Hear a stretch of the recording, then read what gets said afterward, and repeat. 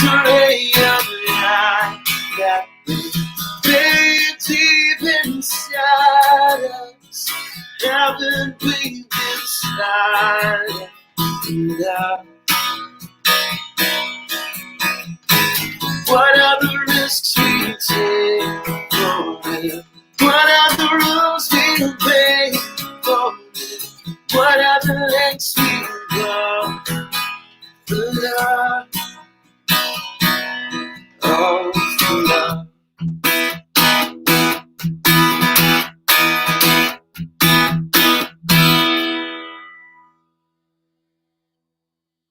Well, good evening. My name's Levi McGrath, and I'm very honoured to kick off tonight's ChildSafe fundraiser. I'm a social justice musician and a ChildSafe champion, and it gives me great pleasure to be a part of this event tonight. If you're watching from home or wherever you are, please like and share this feed right now so that everybody can join in and see it, not just now but later as well. But we want as many people to be watching this as possible, to spread this news, to share the work of ChildSafe and expand their reach, so we can raise a bunch of money tonight to continue their incredible work around the country. But I trust you'll join me now in sharing this with as many friends as possible to really expand the reach tonight. I'm going to share a song with you guys that I wrote a few years ago after traveling over to Southeast Asia and witnessing for myself some pretty horrific child sexual abuse, seeing firsthand what it does to children's lives and the brokenness that it can bring, knowing that it exists here in my country as well, just really terrifies me, and the impact is so great, and we can do something about that and help to protect children. So again, please like this post, share it now, share this live feed as it goes out there, and we want you to let us know where you are in the world. So where are you from, where are your city, where are you watching from tonight? Let us know you're tuning in and you can see it all going. This song's called Be My Shelter.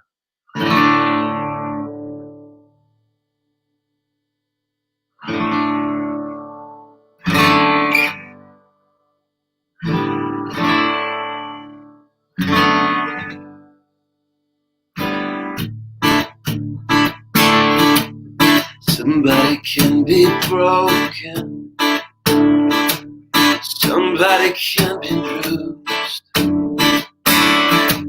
somebody is discarded, if somebody has abused, somebody has a family, somebody has their friends. Somebody doesn't know if they'll see them again. They cry me my shelter and it rains. They cry me my comfort in this pain.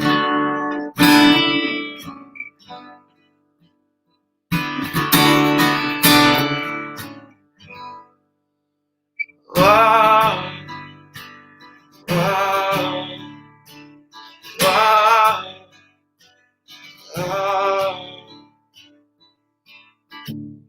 Somebody can be bought, somebody can be stole, somebody can be paid for, somebody can be off. They cry me my shelter and it rains. They cry me my comfort in this pain.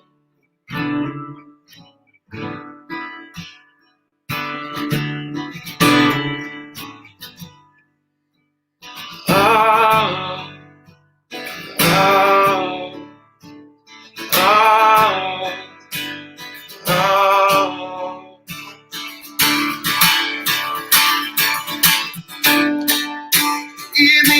anxious silence.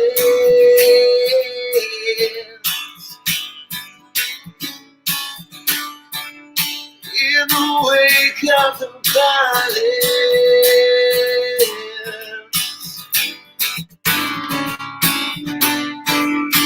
in this restless nightmare,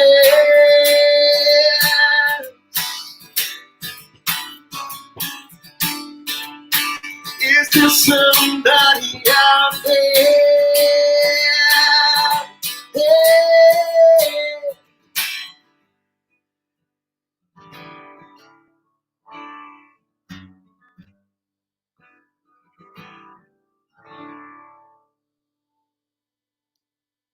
Cheers. Have a wonderful night. Stay tuned.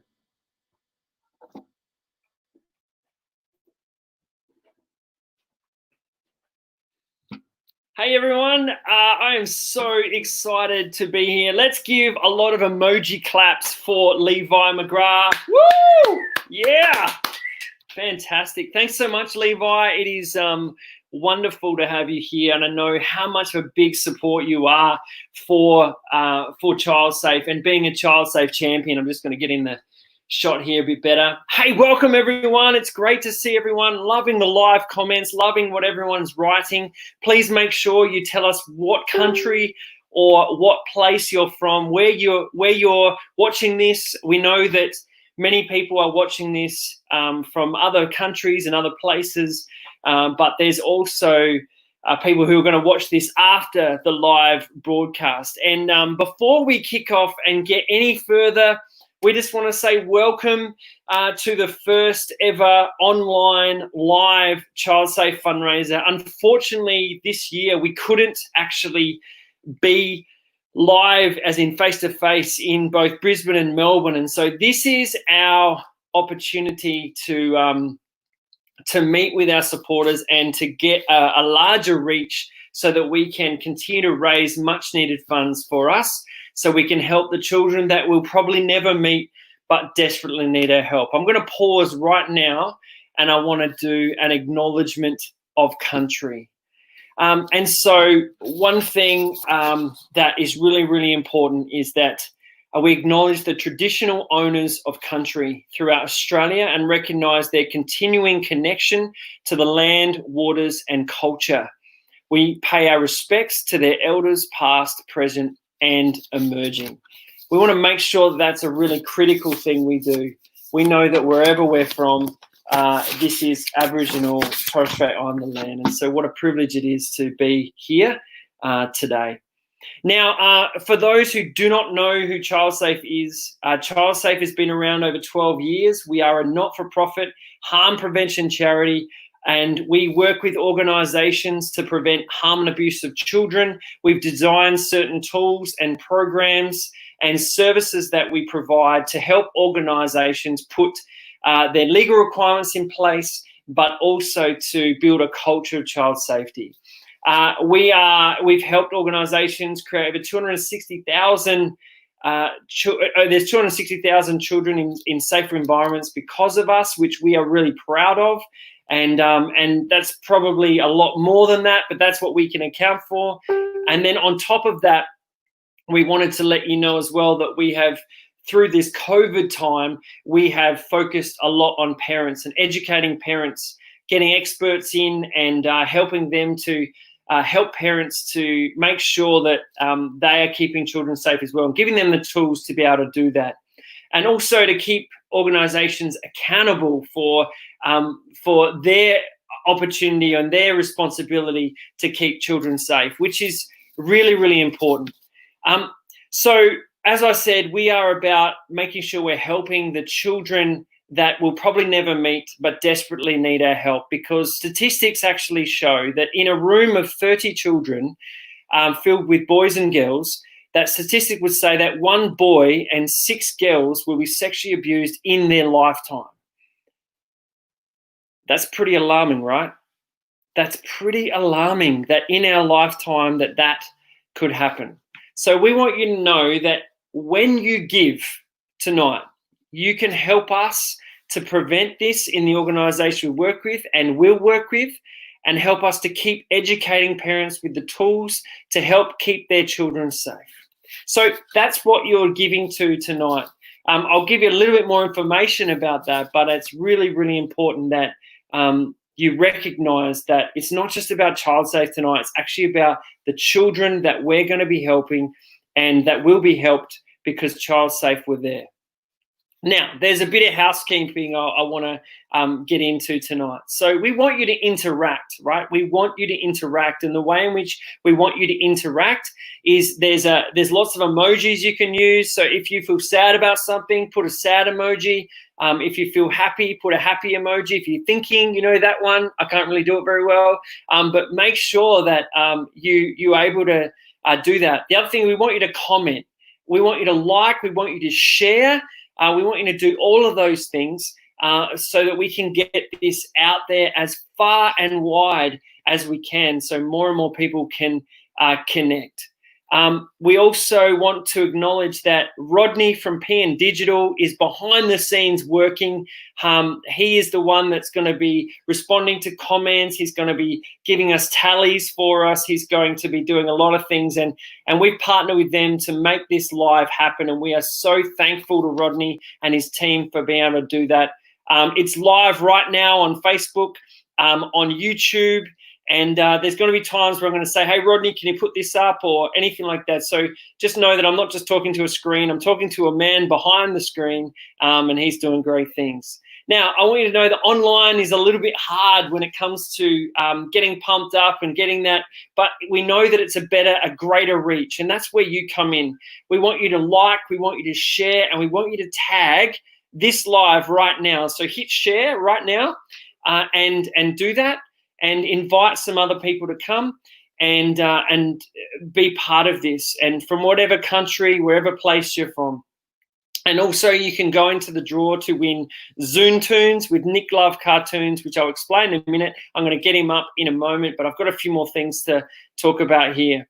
So before we get fully kicked off, the truth is that we want to acknowledge our sponsors tonight, those businesses that have actually given to our tally already and have enabled us to have this live. So far already, just because of our sponsors, we've already raised over $2,200. That's a clapping emoji right there. Woo! Fantastic. Thank you so much to our sponsors. And although we're going to be mentioning them through the night, we wanted to just give them a quick mention right now, listing them, okay? So the first one is Educate to Empower Publishing. Thank you so much. Kick for Life, EA Insurance Services, Duty of Care, Scripture Union Victoria, King Trim Upholstery, Leisure Management Excellence, and of course, Nick Love Cartoons. So we'll be mentioning a bit more about those guys throughout the night, but we just want to say a massive thank you for who they are and for their investment in us. Now, we're going to cross live to our friend Nick Love from Nick Love Cartoons right now. Nick, are you there, mate? Evening, everyone. I am. I've drawn my first picture, which I'm super excited about. In the opening song, Levi talked about a ray of light, and then you talked about children, and just the thought of children being abused really hurts. So here's my first picture. I've drawn the abuse is like a cloud over a child's life, and just as Levi was singing, I felt this kid saying, where's my ray of light? Where's my ray of light coming from? And I think tonight, ChildSafe helped provide that light in equipping parents and people out there with the tools they need to help build get a brighter day for these children. So that's what we're fighting for tonight, to get that cloud of abuse that's over a child's head away. Wow. That is a fantastic drawing. Thank you so much for sharing that. Over the night, Nick is we're going to be crossing live about 4 or 5 times tonight, and he's going to have a different picture from what's being shared, and also the opportunity to be able to, share about who ChildSafe is and how we're actually helping people. And he's going to actually share some pictures about what it's like for children to experience this. Now, Nick, you've got a competition running right now. What's that competition? I'm giving away 5 Zoom Tune vouchers. And that means that if you win them by donating tonight, we'll set up a Zoom conference call where I draw you over the screen. Because of COVID, I can't be face-to-face. Even though that I'm generally 1.5 meters away from people when I draw them, it makes no sense. But I can draw you over Zoom. So if you're in Herzegovina or Bosnia listening to watching tonight, I can draw you in your lounge room. Hopefully you've got internet there. That'd be fantastic. Even if you're out at Powtown, I could draw you there. Wherever you are in Australia, if you donate tonight, the lovely team at ChildSafe will pick the winners. So get in donating. One day I might be famous and these Zoom tunes might be worth $1.50. You know, I was just wondering if I win, can you draw some hair for me? Would that be all right? Oh, look, I wouldn't use a lot of ink, to be honest. Thanks very much. All right, thanks so much, Nick. Fantastic. We'll see you soon. All right, so tonight is obviously a fundraising night, and if you're able to even give $20, then that would be fantastic. We want you to head to childsafe.org.au/donate, and we would love for you to donate whatever you can tonight. You can donate on a regular basis or an individual basis, so once off or a monthly as well. And we'd love to see more and more people donate to what we are doing here. Now, just give you an overview of what you're giving to tonight. You're helping us to create updated child-safe training at all levels of leadership, which enables all leaders to be trained, and also in turn keep thousands and thousands of children safe. It's about developing supportive resources, which enables to keep organisations accountable and using good practice, which in turn keeps thousands and thousands of children safe. And also where you're giving to help support parents. COVID has hit parents hard, especially in this time, and especially having to learn new skills about how to look after children. And so that's one thing that you're going to be giving to as well. So we want you to encourage you that if you're an organisation or if you're an individual, please, we would love to let you know that when you give, you're giving to keep children safe, which is absolutely fantastic. We've got a really special thing for you. Not only when you give, you could go into the draw to win a Zoom tune with Nick, but you also, if you give $100 or more, you get the Raising Resilient Kids book, which is an incredible book with authors like Dr. Michael Carr-Gregg, Sharon Witt. They donated a bunch of books to us, and therefore have given us the opportunity to be able to give them away to those that give over $100 or more. If you give over $200, you get the book and Levi McGrath's album Come Home, which is absolutely fantastic. So we are about to introduce our first speaker tonight, but I need to make sure you understand there is a trigger warning because she is going to be sharing her story of being sexually abused as a child. And so if this does trigger anything, please make sure you talk to someone that you trust and make sure that you get support for that. And there's resources on our website for that. So I'm going to introduce Kelly Humphreys. She is an author, a speaker, and survivor of child sexual abuse. She's also a child safe champion. Give her lots of clapping emojis. Give it up for Kelly Humphreys. Over to you. Thank you, Neil. Thanks for joining. Awesome. All this love. Bless you guys. Thank you so much. Guys, I'm just going to go straight into it, and I've got a lot I want to share with you guys. This is my passion. It is my heart, and I absolutely love this organization. But, you know, for a very long time, it has been my heart to share in order to empower others and to empower survivors to speak up and speak out. So my story starts as innocent as many stories start, and that's that I grew up in the Aussie bushland. We had a dunny as the family potty. We had innocent baths in the, you know, overflow of the tank, and rode bikes and threw cow poo at each other. And life was beautiful until the shattering of that beauty just started. And it was very deceitful and cunning. And it started with my uncle, who told me that he wanted to teach me what it was like to love.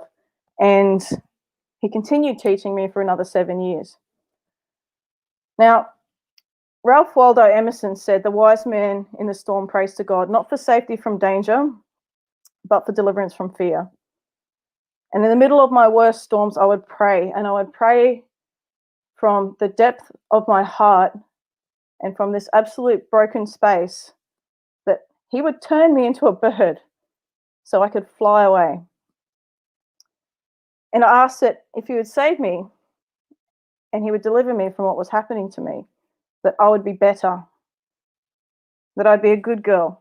But I was barely 8 when it started, so how was I to know any different?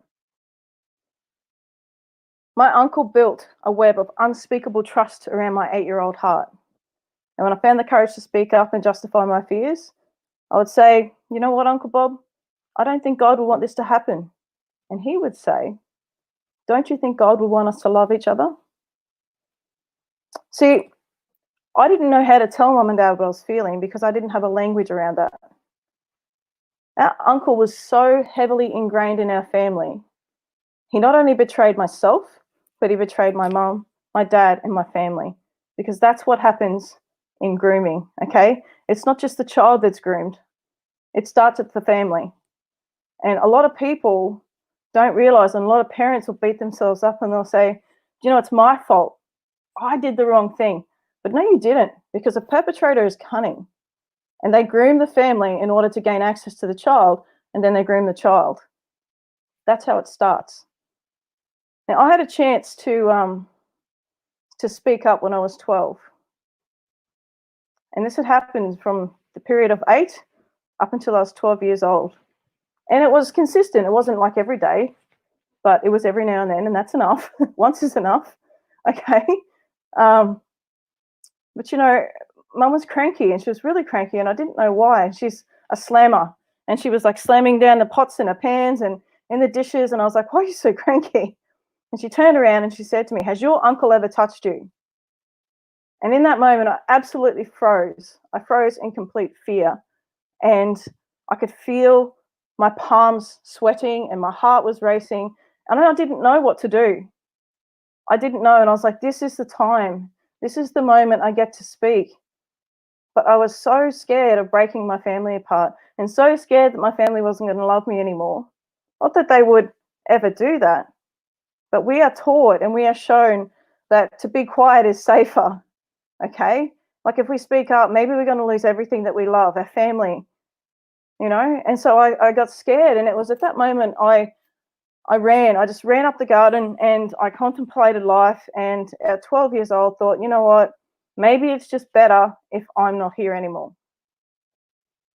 And that was the first time I actually had a moment where I thought that the world might be a better place without me.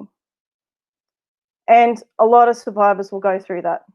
They'll have that moment and they'll go, "You know what? I can't deal with this anymore." It's even the power of speaking up can be that crippling that seems like maybe the only other choice is to not be here anymore. So I get it. I totally understand. And what saved me, and for many years it saved me, was my absolute love and talent in sport. Okay, I was very good at track and field. I was into every sport I could imagine. And, you know, I could have chosen a lot of ways to cope, but I was very blessed because I found a love for something that I could throw myself into. You know, I was a shot putter, at a javelin thrower and discus and hurdles, and I did everything. I loved it, you know, and so I pushed myself into my sport and I focused so hard on it. And it was around the same time that things were very intense that I chose a dream. I had a vision. I wanted to go to the Olympic Games. And I just held on to that like it was life and death. And, you know, I didn't waver on it. And I just kept doing one thing every day to get towards that. And a lot of times I thought, you know, I'm not going to make it. And I'd get down and I'd fall down to the bottom of the roller coaster. You know, I'd contemplate life, and things were still going on. Things didn't stop. They did for a short time, and I didn't know why until a lot later in my life. And so, you know, things continued as they did, and, you know, he continued to do what he did to me. And it was hard. It was really hard because as I got older, the penny started to drop. And so that conversation with my mother at the sink was the moment that the penny actually dropped for me. And I realized all the things that he'd been telling me were a lie. And the penny dropped at that moment, and I thought, oh my God, it actually really is wrong. But it was already too late, and I was already stuck very deeply in the cycle. And so I just pushed through it from then on. Okay, so that sport became my life, you know, and so it saved me. And it saved me because the dream I had was bigger than the pain that I was experiencing. And that is what I tell survivors. It is what I share with people to say, like, you know, if you're struggling, if you are really, really struggling to get out of a situation, you've got to find something better than what you're in. You know, find your passion and hold on to it and keep taking steps towards that every day. And you'll finally realize that you've got some strength that you didn't know that you had. You find it, you know, and it's such a strong and powerful thing that you can do for yourself. And so I did. I pushed and I pushed and I kept going and I kept going. And all of a sudden, I was in high school and I got the scholarship to this amazing college, Fairholme College in Toowoomba. And it was an opportunity for me to get away. Okay. I was 15 and I had this almighty face off with my uncle. It was one of the craziest experiences of my life where I was face to face with my fear. And it was the last time something happened. So the abuse in my life happened from the age of 8 up until 15. And I sometimes feel a great deal of shame admitting that fact. But I'm going to tell you this. When you are groomed for so long, and it continues for so long, until you have the tools to escape the cycle, it doesn't matter how old you are. You continue to even find abuse later in life with domestic violence and other situations you may find yourself in. It may not replicate child abuse, but it's possibly emotional abuse or something like that. So if you can encourage the people in your life or children or anyone that you know who's experiencing any sort of abuse to get help early, that is one thing I would love to leave you with, because it's something that I didn't know or have available to me at the time. And I didn't have those strategies around me, but it is absolutely essential to do that. So here's what happened, right? I was pushing and pushing so hard on my goals that I just was in a space of chaos all the time. I wanted to, well, I had suicidal thoughts, but because of what I had found in my love for sport, it wasn't something that I was willing to actually do, okay? So it was a thought, and that's enough. But there was this concept of being delivered from that fear. And I was living in a constant state of hypervigilance. A lot of survivors will do that. They live in this state where they are so stressed all the time, and kids will do it, and you'll see they'll have kids with anxiety, kids with mental health conditions and depression, because they're living in a constant state of anxiety from the abuse that they're struggling with. And so this was my life, but I was also deflecting it into this positive space, and that was sport. And that is why I have such a big heart for ChildSafe Australia, okay, is because of the work that they do with organisations, because sport was such a huge part of my life, right? So at the end of my senior school year, so in grade 12, I was heavily involved in soccer, heavily involved in track and field with this dream of going to America, okay? And I was stuck. I was drinking. I never smoked, but I was just clubbing. I didn't have direction. I was depressed. I was finding myself stuck in places like in the middle of town where I would go every single day, but I'd be lost. And so it was at that moment that I kind of knew that I was sort of needing help. And then I get hit by a car, okay? I got hit by a car, and I was writing to these colleges, and I thought, you know what, my life is over. My dream is over of going to America. My ability to escape is over because I've just been hit by a car and my life is over. And it was at that point that I couldn't contain what was inside of me any longer. I was struggling so much. And that's where I was getting lost in places, and I was depressed and I wanted to kill myself. You know, it was a horrible place. But in those moments, there was beautiful people. And if it wasn't for those people, I would not be here. And so I went to college. So I was coaching at the college that I had graduated from. Okay. And I sat down, and I don't know how it happened. It just popped out of me, like in mid-conversation, to a coach. And I said, because she's like, what's happening to you? What's going on? And I said, oh, well, you know, sexually abused by my uncle. And she's like, what? And I was like, yeah, what? It just came out. But it came out to somebody who I really trusted, who was a coach, who I had a lot of respect for. And she said, you know what, Kel? She said, I don't know how to help you with this, but let me give you somebody who can. And so she referred me to a school guidance officer.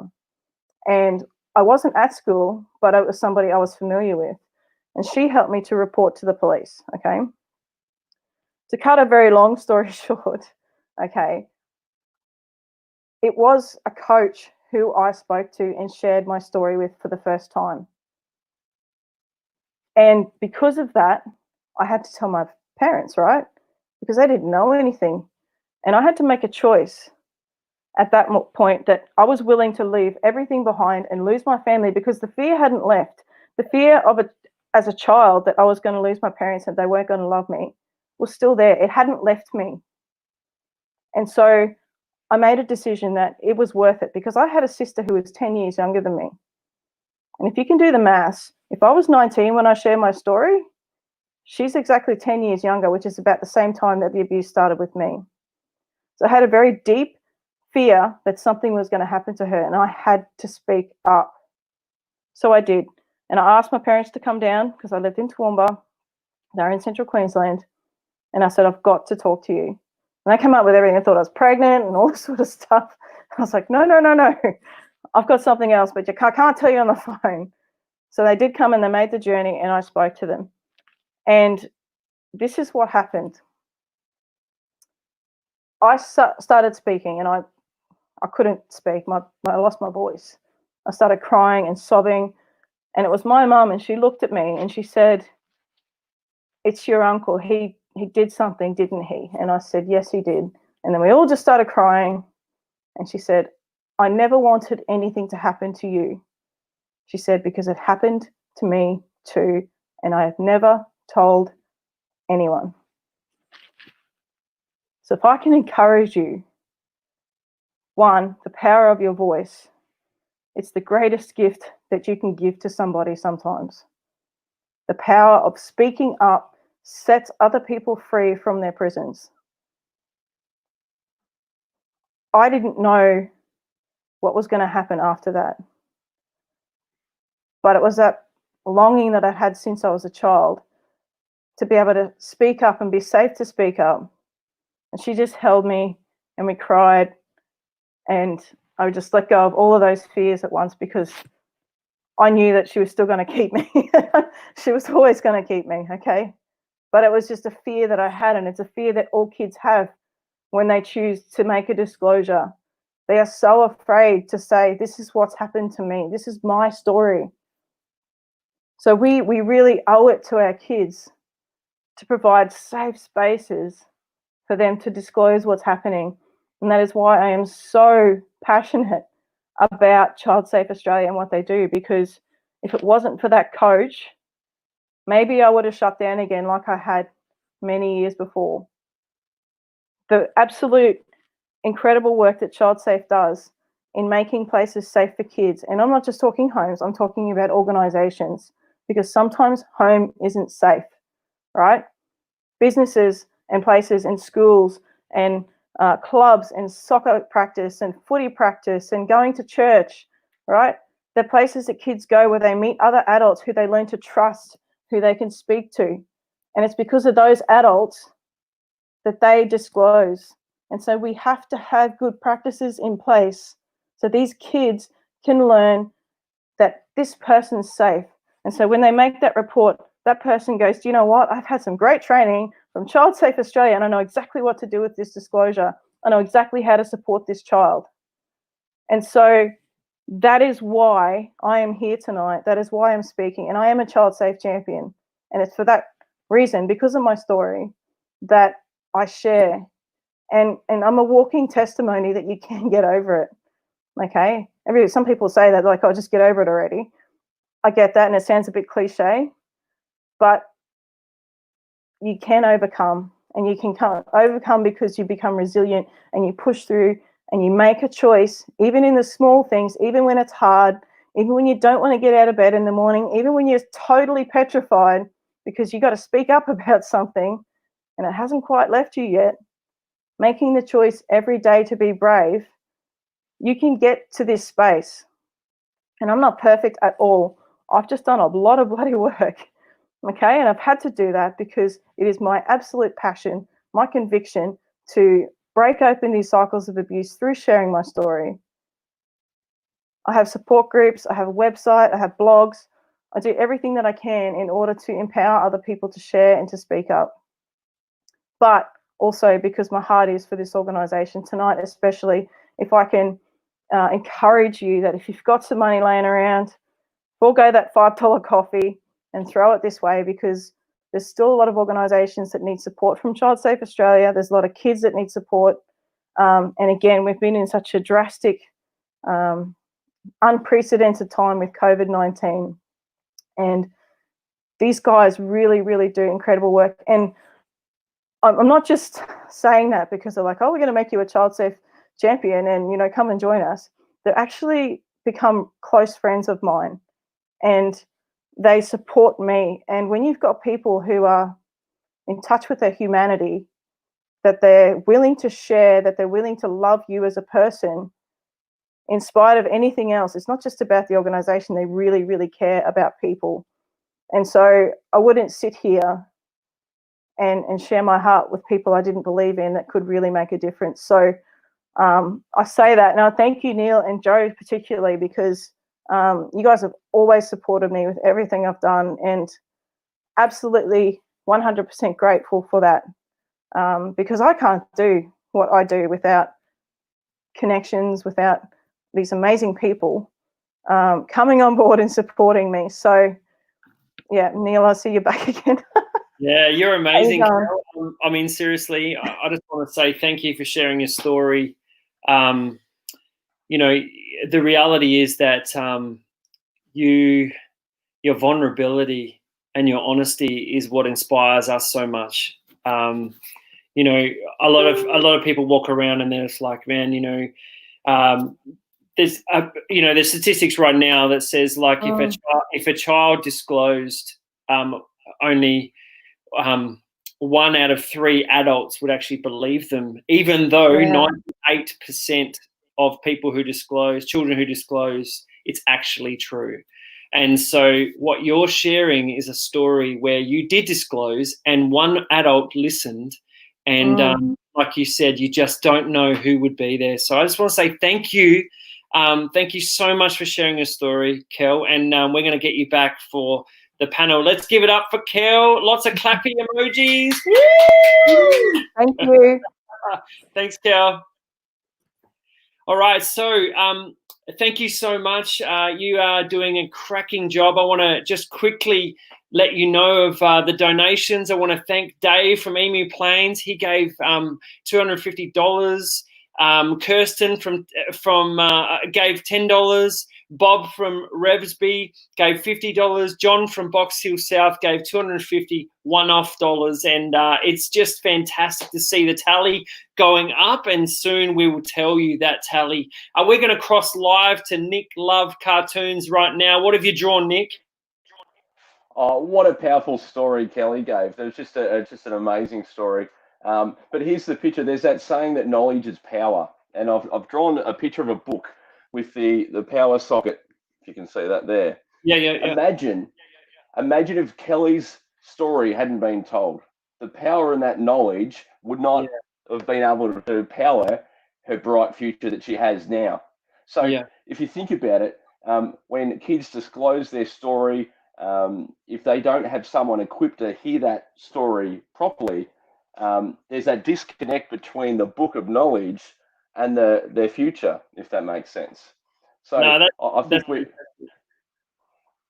that's really, really good. And you're right, knowledge is power. And when people are willing to listen to the children, And if they are going to disclose, that can change things. So thanks, Nick. We'll cross live soon. No worries. So now I just want to have a bit of a sponsor spot for those people who have sponsored. The first one we want to talk about tonight is Educate to Empower Publishing, run by author Janine Sanders, and also husband Mark. They develop resources, including books about body safety. Janine has authored many books, including some that have been translated in many languages and different countries. She's partnered with World Vision overseas. She's done incredible work. She's passionate about protecting children through educating parents and teachers, and also children on body safety. We've partnered with them at different occasions, and in my opinion, Janine is one of the best authors in this space, and her resources are incredible, some of the best in her field. So we want to thank them very much for your sponsorship tonight. It's e2epublishing.info. So to find out more, make sure you do. If you're a parent, you need to get some of their books. If you're an educator, you need to get some of their books as well. So thanks so much for sponsoring. Our second sponsor we want to thank is Kick for Life. That's a soccer coaching business run by Ashley Good, the president of South Yarra Soccer Club. She couldn't be with us, unfortunately, tonight. There was an incident she had to deal with. But she sends her apologies, and she's massively passionate for what we do. Ashley was going to speak tonight in the panel. Kick for Life is a business that focuses on children having a go at soccer, building up life skills and empowering them for the real world. So head to kickforlifesoccer.com.au to find out more. And thank you so much for helping us out tonight. We really appreciate it. Now I'm going to introduce our second speaker tonight. And he is an NRL referee. He owns a gym with his wife, and he's also a survivor of child sexual abuse. His name is Gavin Badger, all the way from Sydney. Give it up to him. Lots of clapping emojis. Hey, welcome, Gavin. Hey, mate, I don't usually get clapped in my occupation. I'm usually booed. To get clapped is quite a good thing. Just quickly, how amazing was Kelly, that story, and wow. You know, and the strength in which and passion in which he speaks. It's an inspiration to everyone, and you know, strong survivors like that, you can only encourage other people to feel safe and comfortable to tell their story. So thank you so much, Kelly. That was outstanding. It was. Absolutely. Now, so NRL, right? So NRL right now, they don't have any crowds. You're used to getting booed. How's it like being not booed by the cardboard cutouts? I've actually had to tee some of the security guards up and some of the people in the tunnel to boo me as I run out, just so I feel at home. So do my job properly. Fantastic. Yeah, and I wanted to let you know that I'm really thankful that you could be here, Gavin.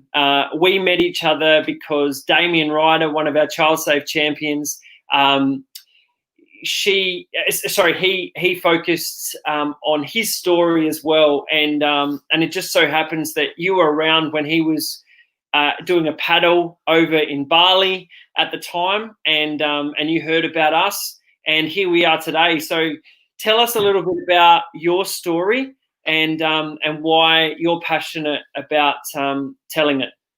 Yeah, and I'll sort of just touch on the meeting with Damien first. And my wife and I were in Bali over Christmas 2 years ago, just on a little break to get away over summer, and just happened to coincide with Damien Ryder doing one of his paddle against child abuse during Child Abuse Awareness Week. And so coincidentally, it was on while we were there. So my wife sort of pushed us in a direction that we go and do it. It was quite an early morning for, I think it was a Tuesday morning in Bali. We went out and then I, listened to Damien's story and then spoke to him afterwards, and having never told my story only my wife knew about.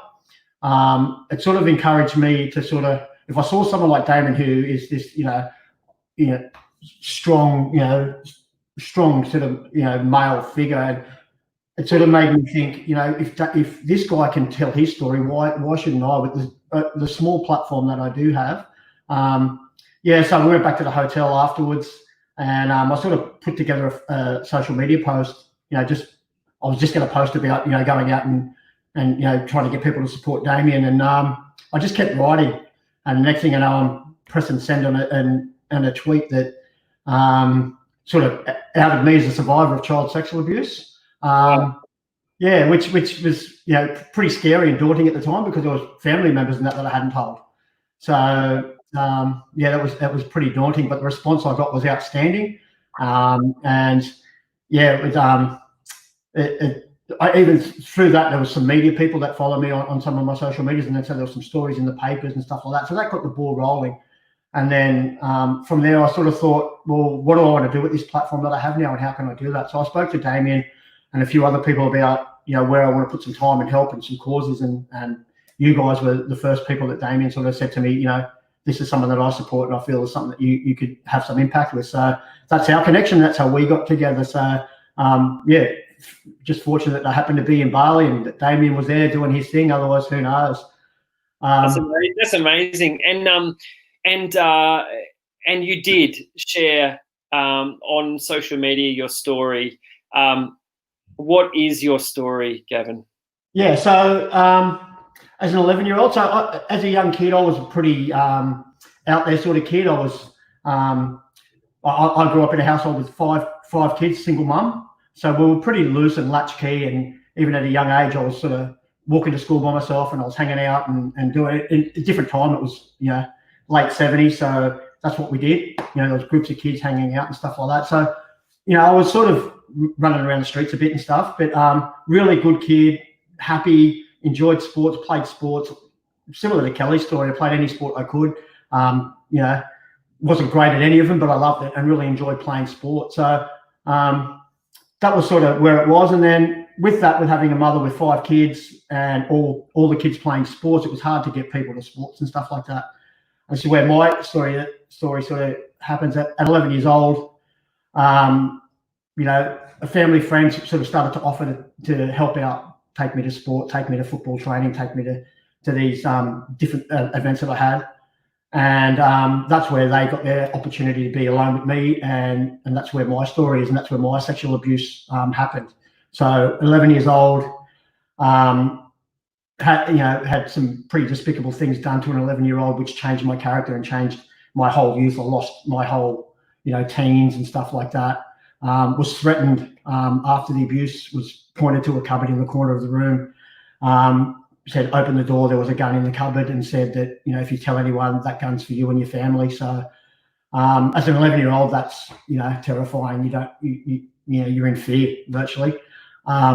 Similar to Kelly's story, that, I had a younger brother as well.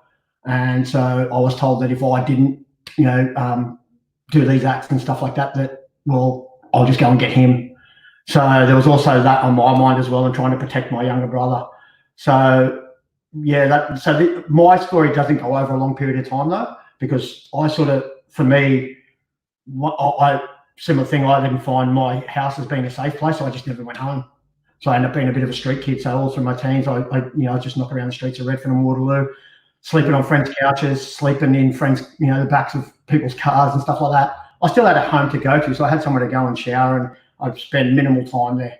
And don't really have a connection with my family from that. We're not a close family. So yeah, it had massive impacts on my life from one person's act. One person's callous act has changed my whole life. Yeah. Wow. I mean, that is horrific. And I know that, we're on a Facebook Live, so we can't go into deep details, but I can see the pain in your face of the trauma of how you've, and I know you're doing really well, but the reality is that being a child sexual abuse survivor, it weighs so heavy on you, and it's something that you never forget. And I'm interested to know what kind of emotions rose within you once that abuse did occur? So like I said, I was a pretty laid back sort of knockabout kid and had lots of friends. And I remember, and for me, my abuse happened in the transition from primary school to high school. So, and that's a big jump in your life as well. Yeah. Transition. Yeah. Well, then having to, make new friends and stuff like that at high school, and and I tried to be someone I wasn't, and I become a bit of a bully, in my early years of high school, because that was my I pushed it all out, and I also started taking drugs really young as well. So I remember smoking marijuana at 12 years old, like in year 7 at high school, and then progressing on to speed and cocaine. So all through that, from 15 till 18, I went off the rails a fair bit. And at the time, I didn't realise that what I was doing was a result of what had happened to me. To me, it was just that's what I did. And like I said, growing up around in the inner city of Sydney, and being a bit of a street kid, there's access to that stuff, and I saw that a lot. So it just seemed to be that's what people in our area did. So yeah, it definitely changed who I was as a teenager. I left school early, I left school at 16, where you look at all my report cards and stuff leading up to my abuse, and I was quite a good student, but post that, my grades and stuff were still pretty good, but my attitude in class, same thing. The way I interacted with teachers changed. I was a lot more standoffish, and a little bit of a smart mouth and stuff like that. So it definitely changed who I was over a really short period of time. Yeah, I just want to say, you are a survivor, because statistics would show that suicide is massive amongst child abuse victims. And I'm not going to sit here and say it never ever passed. Was a thought in my mind, and many a times, and every day it's a battle, pushing stuff down. And I know for a long time, from probably my late teens to mid 20s, I really suppressed a lot of stuff. I pushed a lot of stuff down, and it actually got to points in my life where I had to. Did that really happen to me because I pushed it down so far and tried to hide it so much? Because I was embarrassed. To me, it was something that I felt like it was something that I bear the stigma for. So I was just really embarrassed of what happened to me, which as an adult now, and someone who's in a position where I'm strong enough to stand up and say, it's nothing to do with me. I was the poorest child who had to deal with it. So, and in saying that though, like I talk about, and I hear people say, I'm the person I am today because of it. And I remember the first time I'd spoken to a group of people about my story, and I was asked a question about, would you be the person you are today, and the strength, and I said yes. And I really regret saying that, because to me, I think I'd be better. The potential and all that, I could be so much better. I missed out on so much, and I didn't do so many things where if this didn't happen to me, who knows? I may be worse, but I could be better as well. So, and that's why I always say, to me, I'm a survivor. I'm not a victim, because survivor gives me strength. Yeah. It makes me, I'm the strong one here because I survived. Where if I say I'm a victim, that gives the abuser the power and the strength. So, I always push the fact that I am a survivor. You and Kel are survivors every day you get up, man. You guys are survivors every time you get up out of bed, and you keep moving forward. That's huge, because the reality is that there's people who have been sexually abused as a child, and they're even on their deathbed and they still haven't told anyone. The fact that you have, I want to talk about that, because you actually told people. What was it like getting it out of you for the first time, and what has happened since? The scariest thing I've ever done in my life, and I've done some pretty wild things, especially when I was younger. But it was, because you just never know what the response is going to be. And for me, like I said, it was always that stigma around it, and you just don't know if people are going to. You don't want pity. You don't want people to feel like you're broken. You just don't want to be treated differently. I didn't want people to have a different opinion of me, or to pity me or stuff like that. I don't want pity. It was, and I was 35 years before I told anyone. 35 years I carried it before I told anyone, and I was lucky that I had Casey, my wife Casey, who's she was the first person that I spoke to, and I could be really comfortable with that in speaking to her, because I knew I knew she would respond the right way. But it did take a while, before I told her that we were together for a while as well. So once I told Casey, that made it a lot easier for me to go forward. But then my other thing is, I wanted to get to a position where I could stand up in front of people like this, although I'm not face to face with people, and be strong when I'm telling my story. And the big thing around that is I was lucky enough that after I did post that stuff on Facebook, I spoke to the other NRL referees. So we've got a full-time squad of 22 referees. And I asked them if they'd be comfortable with me standing up and telling my story graphically in all its glory. So that, because to me, I thought, well, if I can stand up in front of people that I class as family and really close to me, and I could do it and be strong and not lose it and stuff like that, then I could go forward and I could do things to maybe help other people. And I wanted to do it whenever I talk. I want to be strong. I don't want to break down. I want to try and be strong when I do it. And to their credit, they were straight away said, "Yep, we'd love for that to happen." So I remember standing up in front of, 22, it was probably 25 of staff of my peers and people that I really respect and hold in high regard. And the response I got from them was outstanding as well. So that put me on, on a track to then be able to stand up in front of people and tell my story. It gets hard sometimes, and there are parts of it where you start to get a little bit emotional. I've got to pull myself in. By the way, like that's actually okay to get emotional. Do you know what I mean? Like I know that we want to put that strong persona and say, "Yep, we want to get their story across." But sometimes getting our story across actually comes with emotion, and that's what people connect with as well. Yeah, it is, and it never gets easier. Like I think I just get a little bit better at doing it every time. But it's hard when you're talking about something, then you start thinking and you start visualizing, and they're the stuff that you've tried to push away for a long time. But I know once I told my story and once I put it out there, the responses from people that I've never met in my life, especially through social media, and that's the power of social media when it's used right.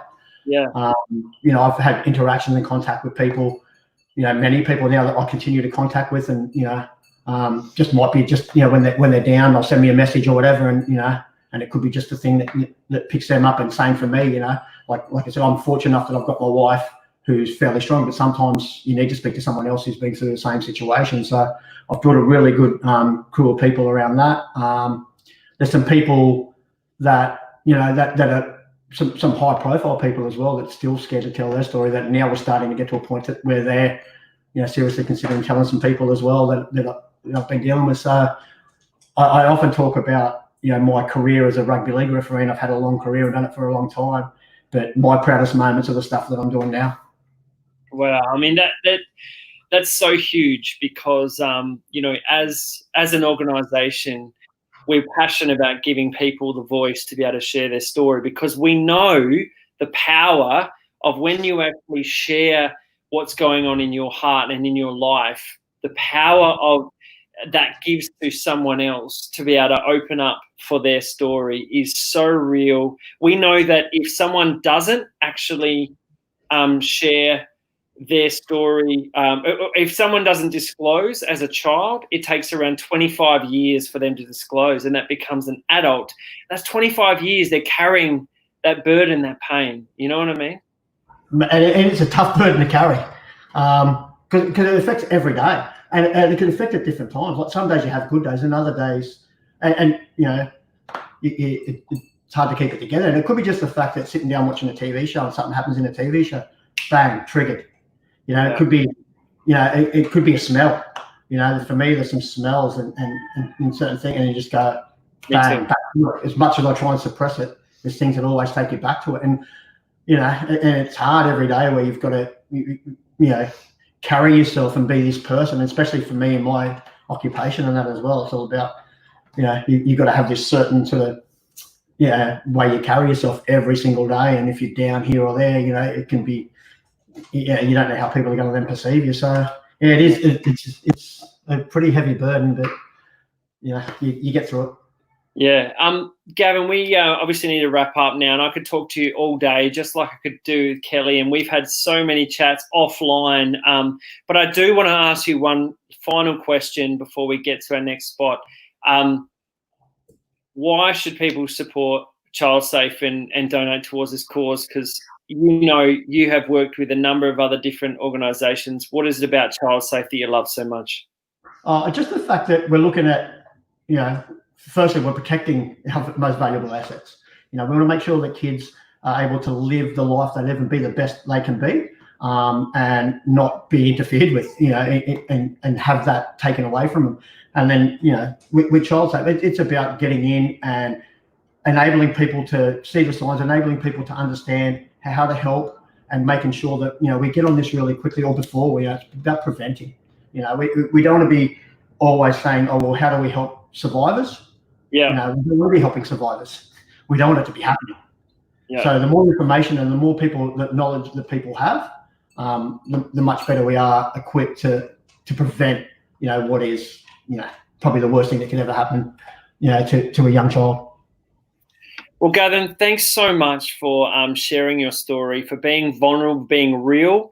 And, I know that especially as a man in society, that's sometimes shunned, which is shouldn't never happen, but it does. And I just want to acknowledge the fact that thank you so much for sharing your story. We're going to get you back for the panel. I will say goodbye now, but thank you so much, mate.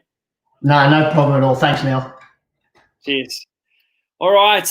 Well, we have been having a lot of donations coming in. I want to just acknowledge some of those already.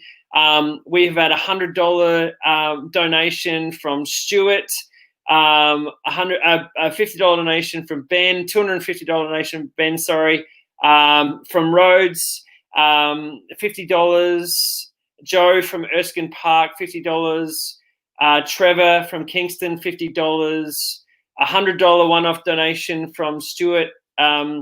We have had other donations as well, which I'm trying to get to my store here. $100 from John from Wellington, Chris from Wynnum North, $500. Thank you so much, Chris. We really appreciate that. Dave from North Parramatta as well, $50, which is really, really exciting. And I've got a tally for you right now. The tally so far is $4,380. Lots of clapping emojis. Woo! This is fantastic. We've never done this before. We are really, really excited. We're going to cross live straight to Nick Love Cartoons.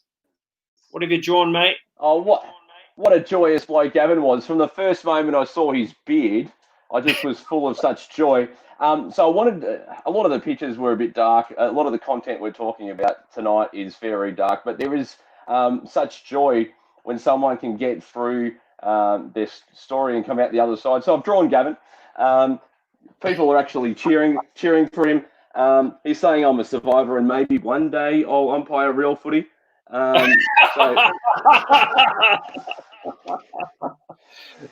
what an absolute legend Gavin is. Yeah, superstar. Gavin's on the screen right now. What do you want to say, Gavin? Real football. Mate, rugby league is real football. Running backwards and throwing it weirdly. I'm not sure. I do love all sports, though. I'm a pretty big AFL fan as well. What do you think? What do you think of the beard, Gavin, on that picture? Yeah, he's done well. He's done well. Looks pretty good. All right, guys. The crowd's cheering. We'll cross back to you later on, mate. All right, so let's just thank a couple of other sponsors. Duty of Care. Now, Duty of Care have developed a system to manage checking of working with children checks across our nation. It's fast and it's going to help organisations to ensure that people leading the children are the right people at the right time and they are safe people. And we're looking forward to partnering with them in the coming months. So you can head to dutyof.care for more info, and we just want to say thanks to Cam and the team there for their incredible support, and especially their donation tonight and their sponsorship. We also want to thank EA Insurance Services. Ash and the team do an incredible job there. They're a wonderful business who are helping many churches and other organizations in their insurance needs. They're passionate about keeping children safe, and they give a lot back to the community, which is amazing. And the CEO, Ash, there is one of the best guys you ever meet. And we look forward to moving forward with them in the future as well. And thank you so much for their support. Head to eainsurance.com.au for more info. And thanks again for your sponsorship. We also want to thank Scripture Union Victoria for their support of ChildSafe. Scripture Union, which is where ChildSafe birthed out of originally. Scripture Union Victoria, they help manage chaplains in schools. They run camps for young people. They work closely with businesses and other organisations to empower children and young people of all ages. And you can head to suvic.org.au for more info. I think that's going to come up on the screen now. Thanks, Rodney. And we want to thank them again for their support. Now, it's hit just over 8 o'clock. We just want to thank you so much for your donations. Remember that when you donate $100 or more, you get the Raising Resilient Kids book that we will deliver to you. You don't have to worry about it. We've got your details from your donation. We'll make that happen for you in the coming weeks. And also, if you donate over $200 or over, you also get Levi McGrath's new album, old album, Coming Home, which is amazing. Or you can grab both, and we can make that happen as well. So, which is really exciting. So we are going to get our third speaker tonight. He's going to do an interview with me. His name is Corey Philpott. Corey is an ultra endurance athlete and strongman. He goes out for 50K runs just for the fun of it, and even 100K runs. He's amazing. And in next year, he's going to attempt a world record. Let's welcome Corey Philpott. Woo! Lots of clapping emojis. Yeah. Hey, Neil, how you going? Hey, Corey. Thanks so much for coming on board.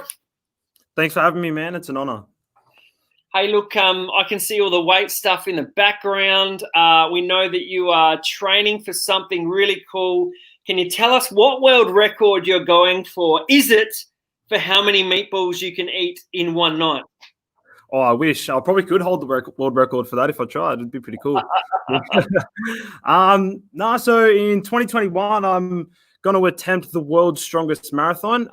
It's been done by 3 different people, to my knowledge. And the world record for the world's strongest marathon is 19 hours and 36 minutes. So what the world's strongest marathon is, I'll tow a car behind me for 42.2 kilometers. It has to be over 1.4 ton, but I need to try and beat 19 hours. This is my emoji. Anyone got that? Put that down there, because you know what? That's crazy. It's pretty wild.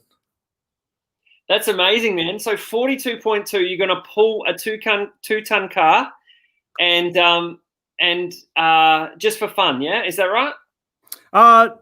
It was going to be just for fun. It was going to be to test myself. I'm always looking to push my body towards that next level and see how far I can go. But then, something happened, and I know someone really close to me has told me a story, and I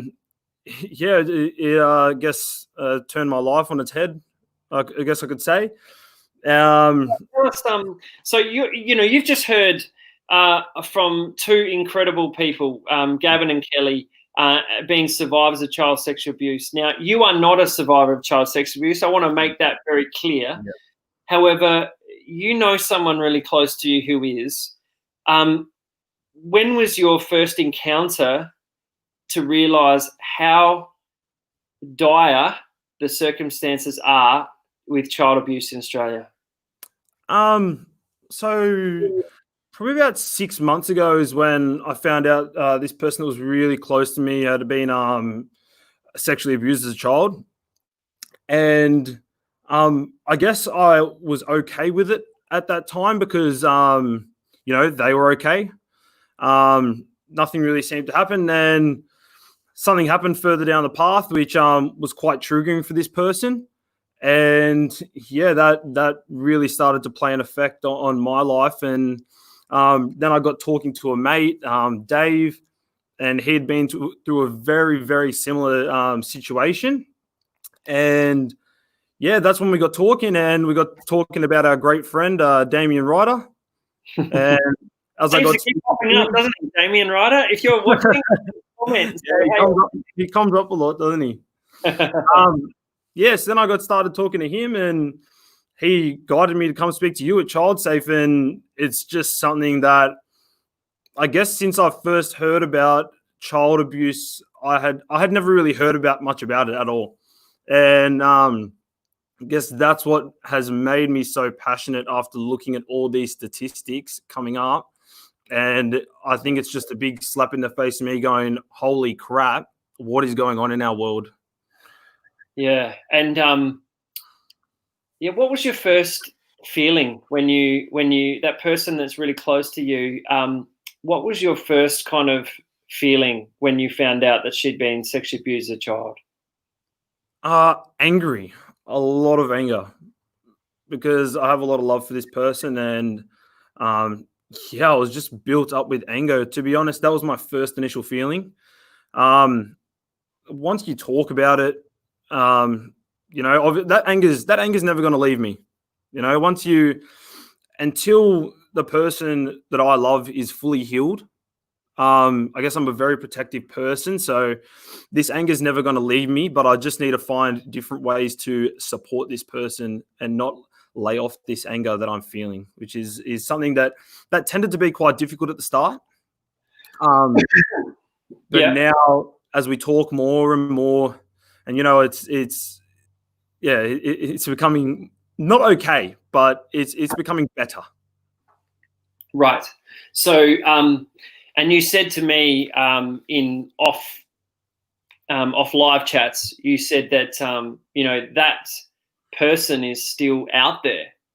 How does that make you feel? Makes me feel a bit worried. To be honest, a bit worried, a bit frustrated that someone like that gets to walk freely. But there's I'm not too focused on that. I'm more focused on helping my loved one heal, and that's what means the most to me right now, is making sure that they're okay. See, that's what I want to say. I've got to know you over a few months, and I just want to say the way in which you've supported that person close to you has been amazing, mate. Because at the end of the day, survivors of child sexual abuse, whatever stage they're at in terms of whether they have, had that person to court or even told the police or anything like that, the reality is the first lesson when it comes to someone disclosing to us is we need to listen, we need to take it seriously, and we need to be willing to journey with them. And that's something that you're doing. Now, tell us a little bit about how this world record attempt, and I'm going to say it's not really an attempt, because I believe you're going to smash it, mate. Yeah, I believe I am too. Yeah. Yeah, but how does that connect with ChildSafe? Like, what does a world record do with with ChildSafe? What are you planning to do with us? Well, first of all, it's my passion to push myself beyond these limits, put myself in these painful situations, and I will never be able to feel what a survivor feels. I will never know that pain. I will never know that hurt. But I sure as hell, through the platform of the world's strongest marathon, that it has potential to turn heads worldwide, definitely nationally and maybe globally. And child abuse is happening on a global scale. It's not just in Australia. And that's another really scary thing. And I feel like through the world's strongest marathon, there's a greater cause that I could be supporting, and that is child abuse, is why I'm so passionate about it. Yeah, and look, what you're planning to do, you said you want to raise money for ChildSafe. Yep. So you're going to do a fundraising side of things. But also you want to get as much support as we can for to prevent child abuse. And I know you're passionate about making sure people know the signs of abuse and those sorts of things. I wanted to just ask you, what does it take to train for something like this? And while you're training, do you have the change of child safety in Australia that you want to see in your mind while you're training?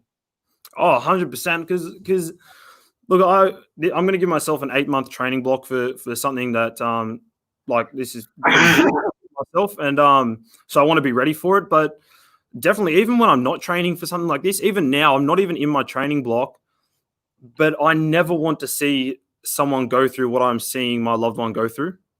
And that's what is that's what's a constant reminder. To be honest, that's what is the constant reminder for me to go, holy crap, no one should ever have to go through this. Even if you are the naughtiest child in the world, you should never have to go through what my loved one and Gavin and Kelly have ever had to go through. You know, it's very scary. Like Gavin and Kel, like this is someone that was trusted and was very close to them. You know, like that's what the scariest part to me is. I have a son now, and you know that's what.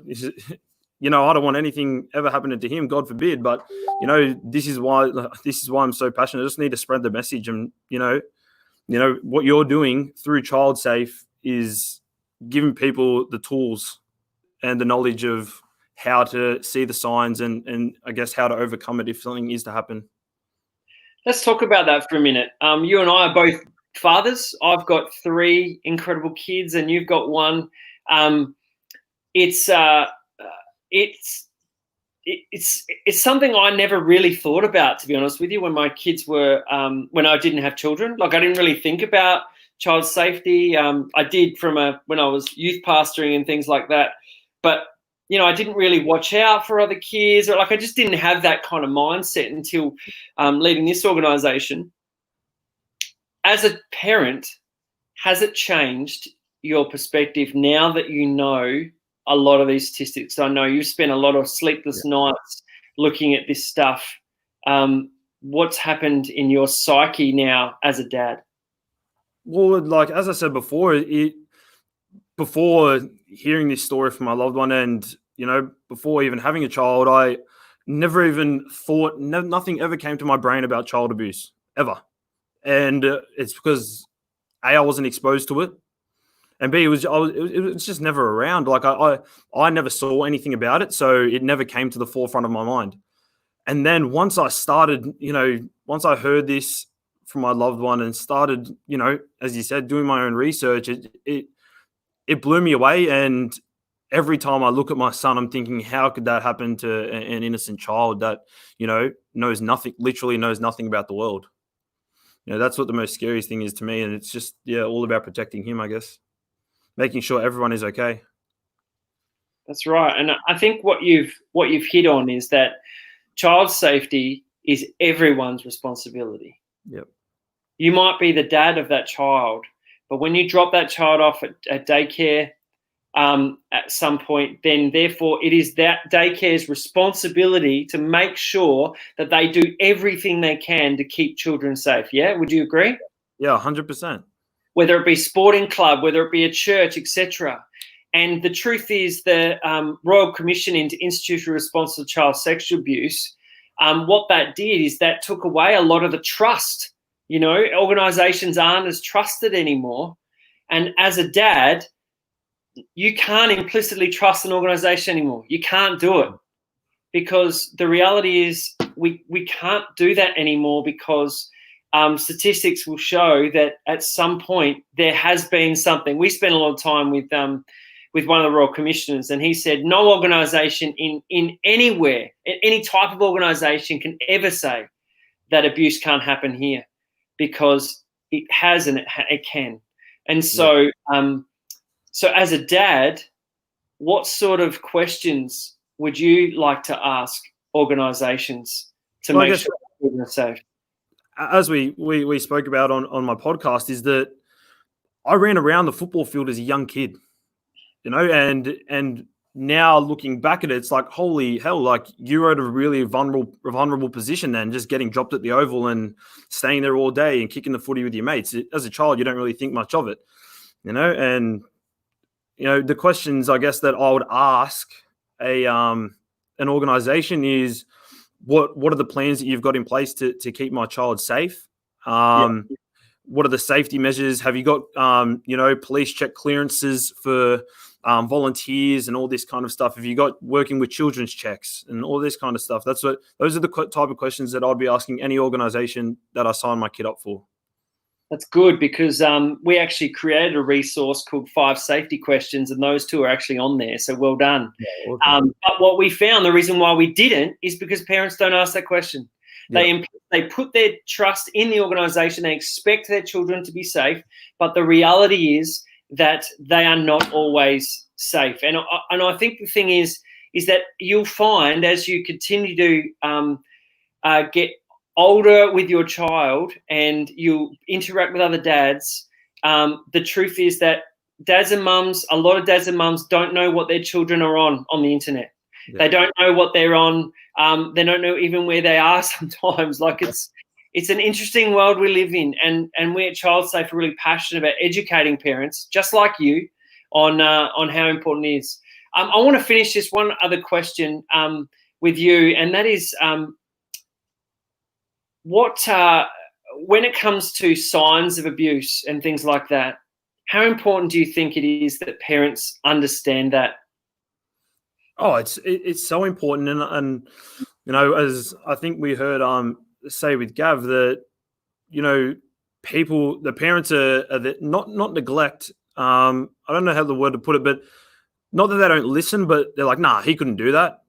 Old Johnny boy down the road, no, he would never do that to you. Yeah. It is all about listening, and if your child comes to you and says, hey, my this guy has been, touching me on the leg or something, maybe it's time you investigate it. It's something that, could be quite minute, but, you need to take these little signs of acting weird and someone wanting to get really close to your child who maybe shouldn't be. And it sounds like this could be a person you trust, but they want to hang out a bit more. Like, yeah, you can come over and play. Like, little things like that, maybe just be a little bit more wary, but 90% of the people that are around you that you love, you should trust. Like, don't go into some crazy, mind saying, oh, I'm not going to trust anyone, blah, blah, blah. Don't go and have all that. But, it's just staying wary and keeping an open mind that this stuff does happen. That's right. And I think that's what's opened your mind, hasn't it? Because of this circumstance of your loved one, it's actually opened your mind to actually, it does happen, and it does happen by people that you know. I wanted to say thank you for your time. I really appreciate your investment. I also want to say a massive thank you to you for putting yourself through the most craziest endurance athlete stuff. I don't even know the language, but we just want to say thank you. And you know what? We want you to know that you're gonna smash it, right? 42.2. It's in the bag. I can't even run that yet. I'm training, but I'm not there yet. You're gonna get there, Neil. Okay, that's right. However, you're gonna smash it, mate, and you're gonna do a great job.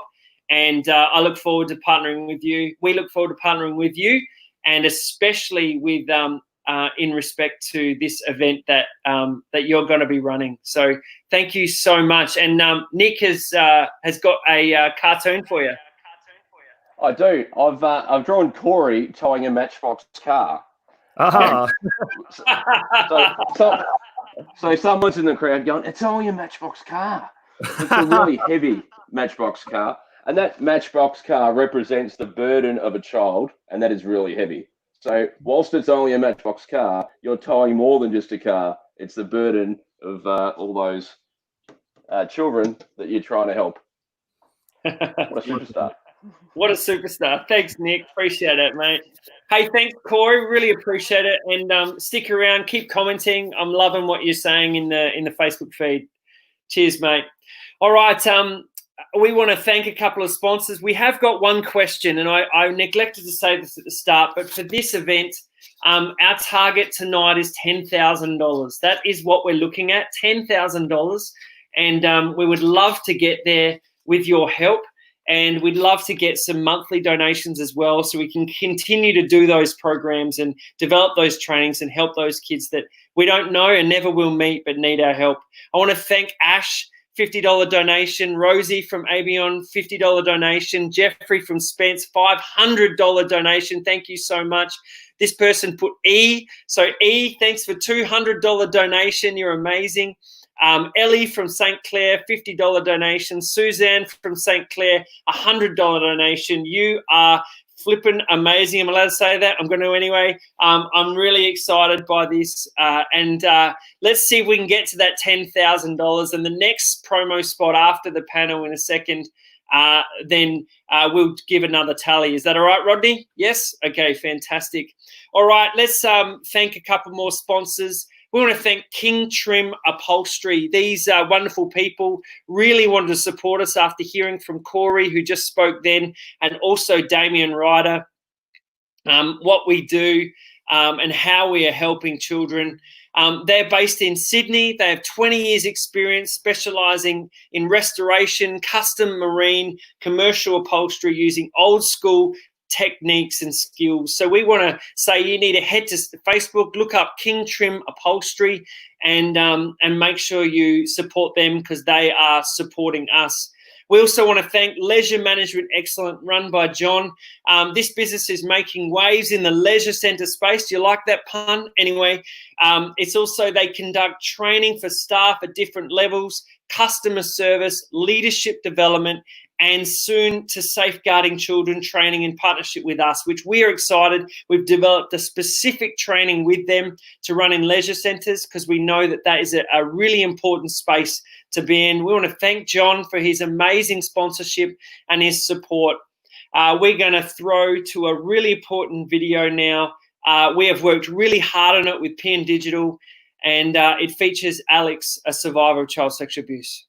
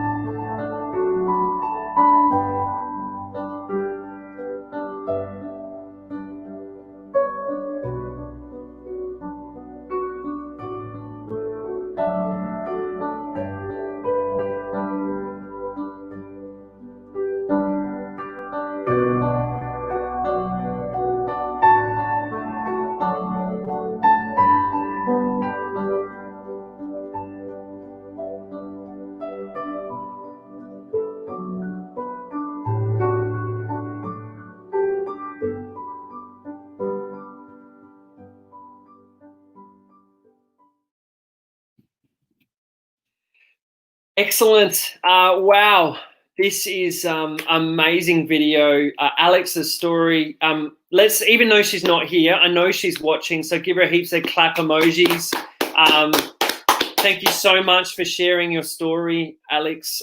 This is a debut video. We have, we're going to put this as an advertising campaign coming up soon.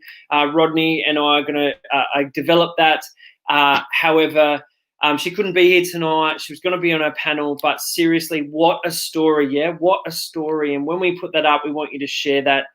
You are the first to see this video. We spent a long time doing it. We've had a lot of help from editors and took us ages to get the music and all those sort of things. But the story is so powerful. And thank you so much, Alex, for sharing your story. I know you're watching, and you're amazing. And I know you wish you could be here. Please take care, and wish you all the best.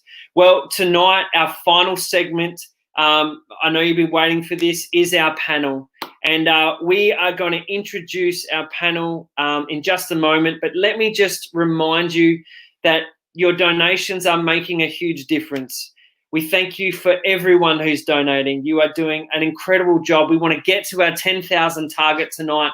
So share the word, text message, do whatever you need to do to help us get there. That would be great. Enables us to do programs, training, and help parents all the way.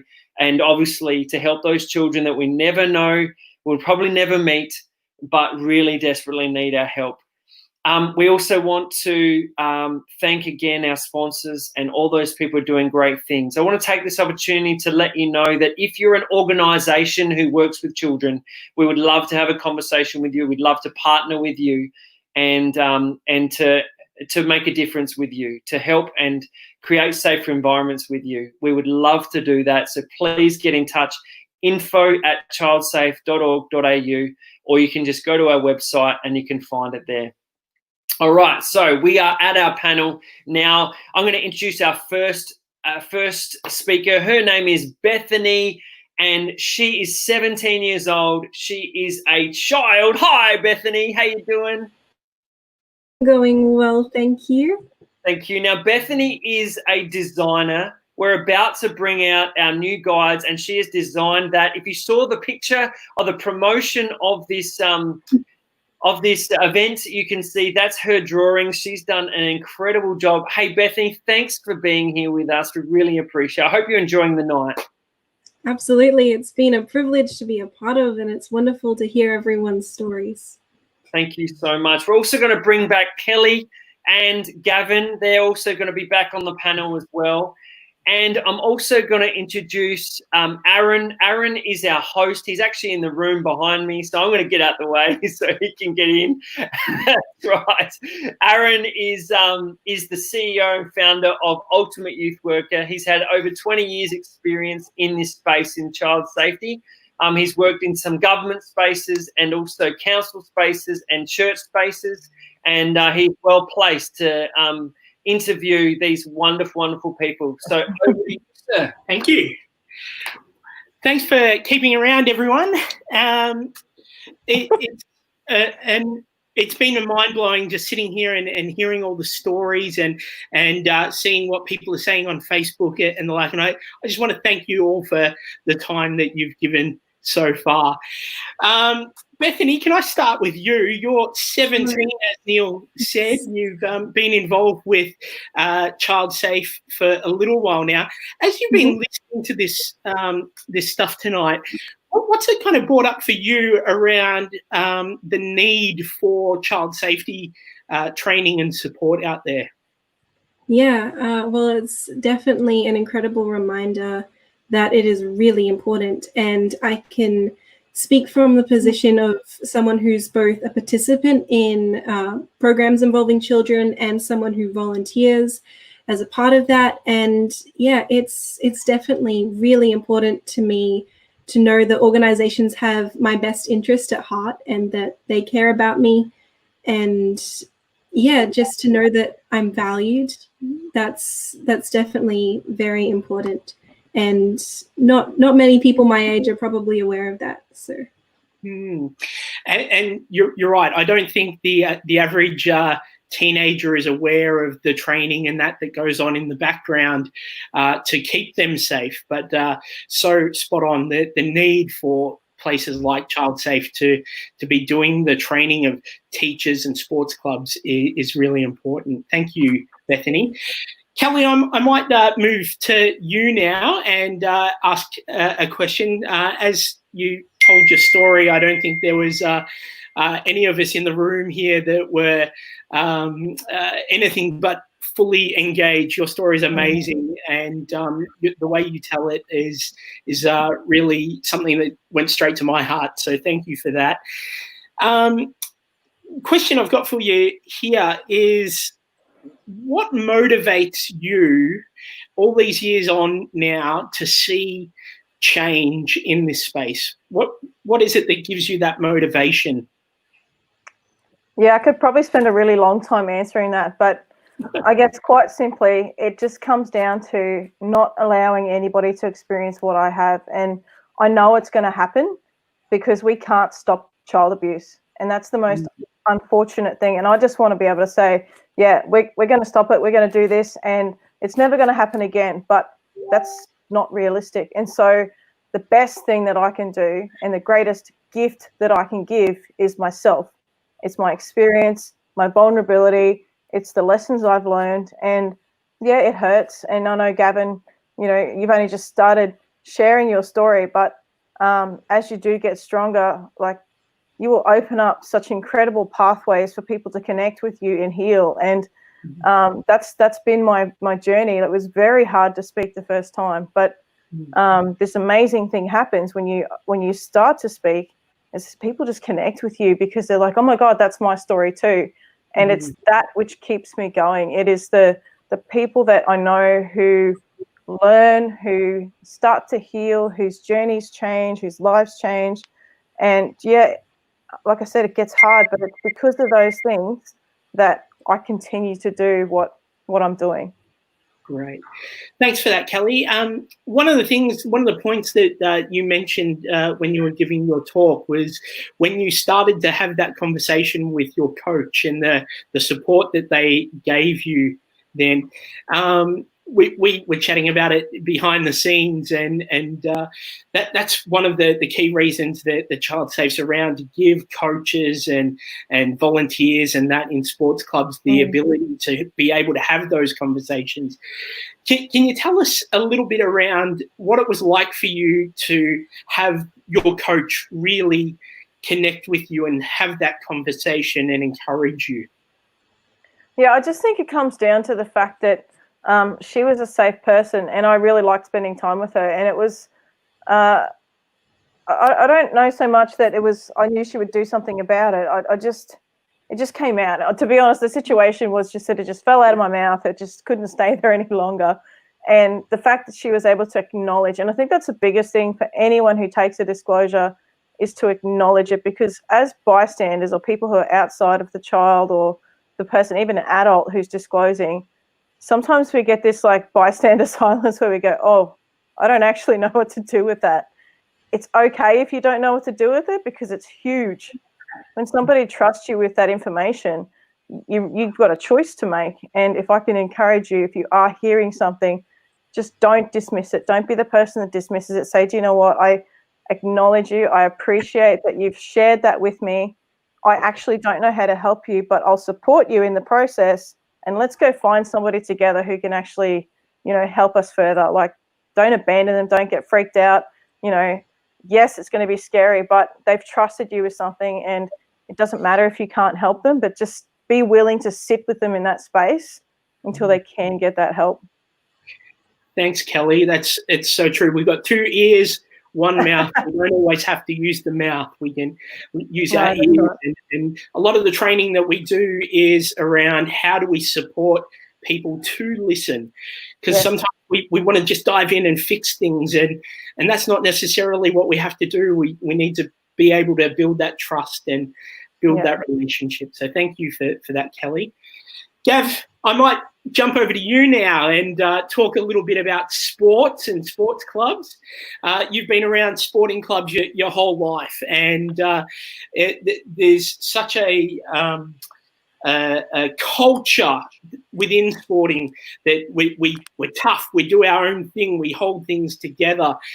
How important do you believe it is that sporting clubs need to start talking about this stuff? Oh, I think it's so important. It's funny, I was just speaking to my wife about it around, I think, you know, we need to look at how we better educate our coaches and you know, staff at sporting clubs around just seeing signs and stuff, not intervening because obviously it's not their place, but just understanding the signs and then how they then go about, getting information or working out which best ways to deal with that information. But because I know that I had the same footy coach for a long time from when I started playing rugby league when I was 3 years old. I had the same coach until I was 16. So I've got no doubt, and I've spoken to him now, that he saw changes in me as well, which would have sort of set off some alarm bells, which could have led me into someone to speak to, or even maybe a few leading questions here or there that may allow me to feel safe to open up. So I think, especially for young males, your sporting coaches. For me, I never had a father. I've never met my father, so I never had a father figure to go to. Where I think sometimes sporting coaches can be that sort of trusted, the person that you may feel a little bit more comfortable, exactly like Kelly's story, where you spend so much time. And like I said, I spent a lot of time with the same coach, and I'm still friends with that coach today. Actually, my footy coach was the one who got me into refereeing. And yeah, I've got no doubt that if he'd have seen signs back then, that he may have been able to help. So yeah, and I actually work for, I do some part-time work now with New South Wales Rugby League with junior development of referees.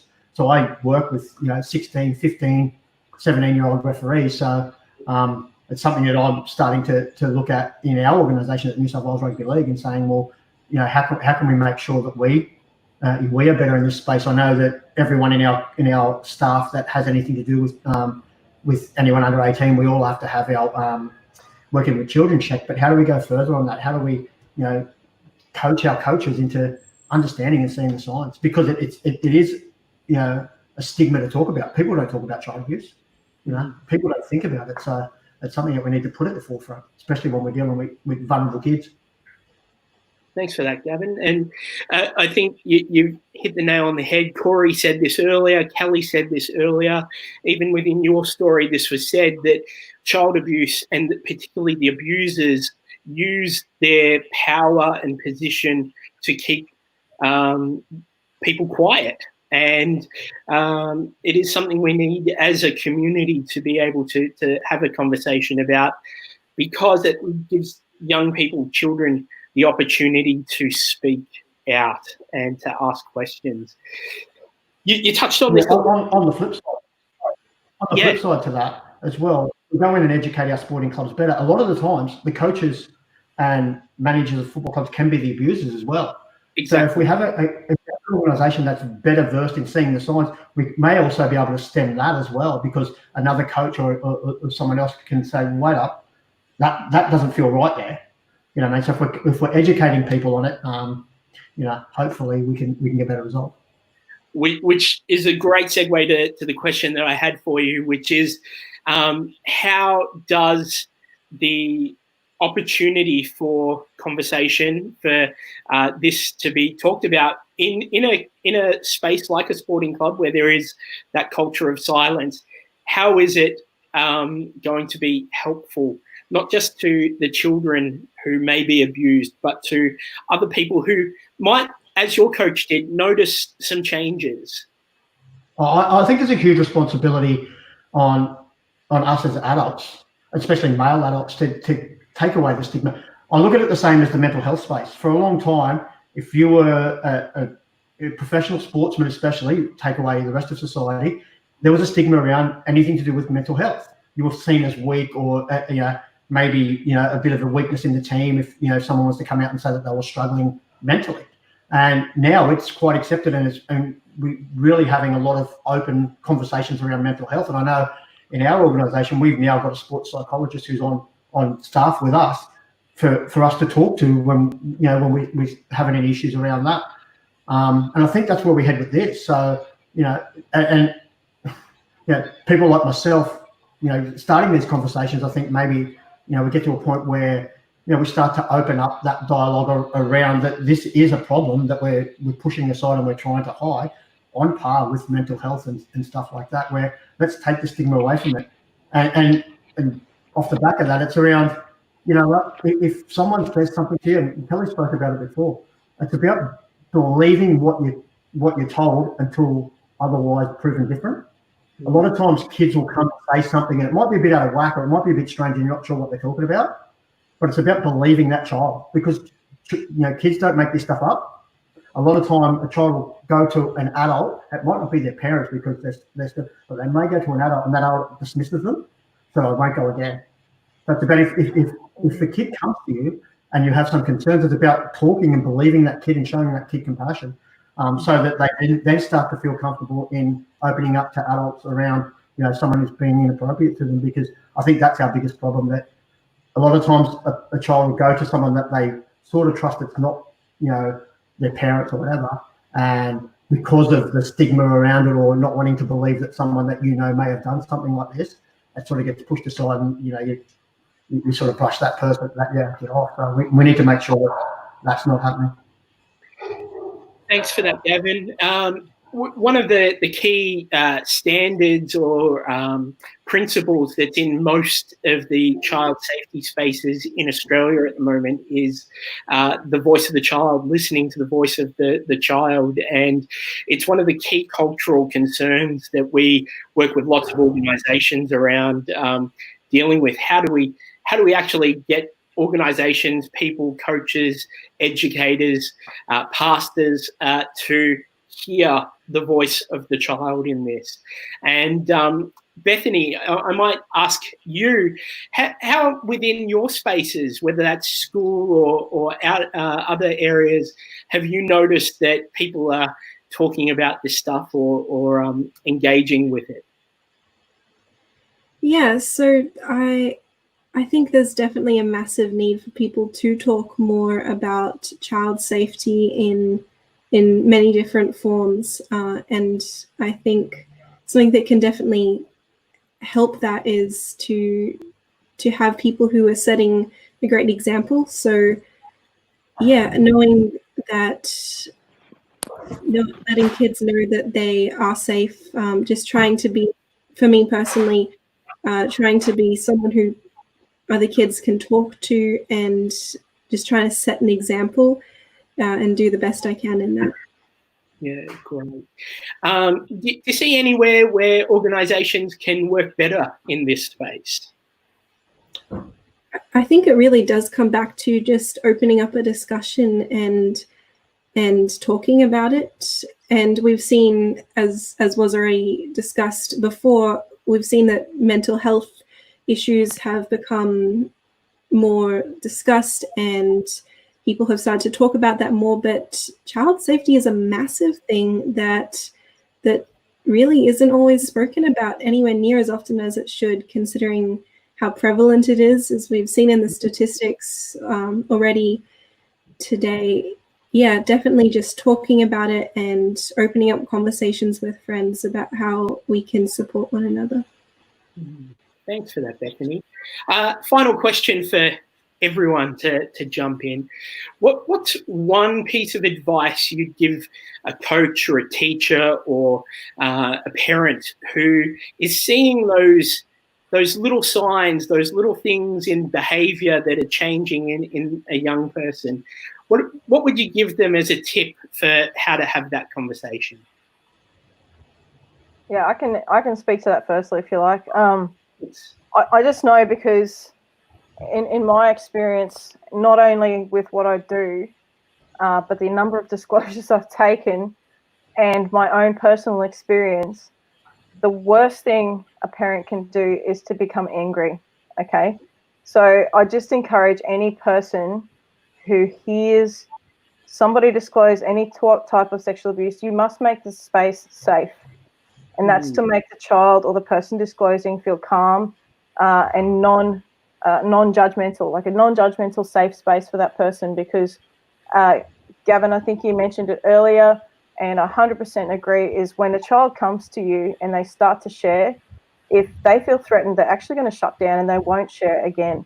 They won't trust another adult, and that secret at that point in time will stay silent with that person for who knows how long, until they find someone that they complicitly trust, that they can share with that secret with.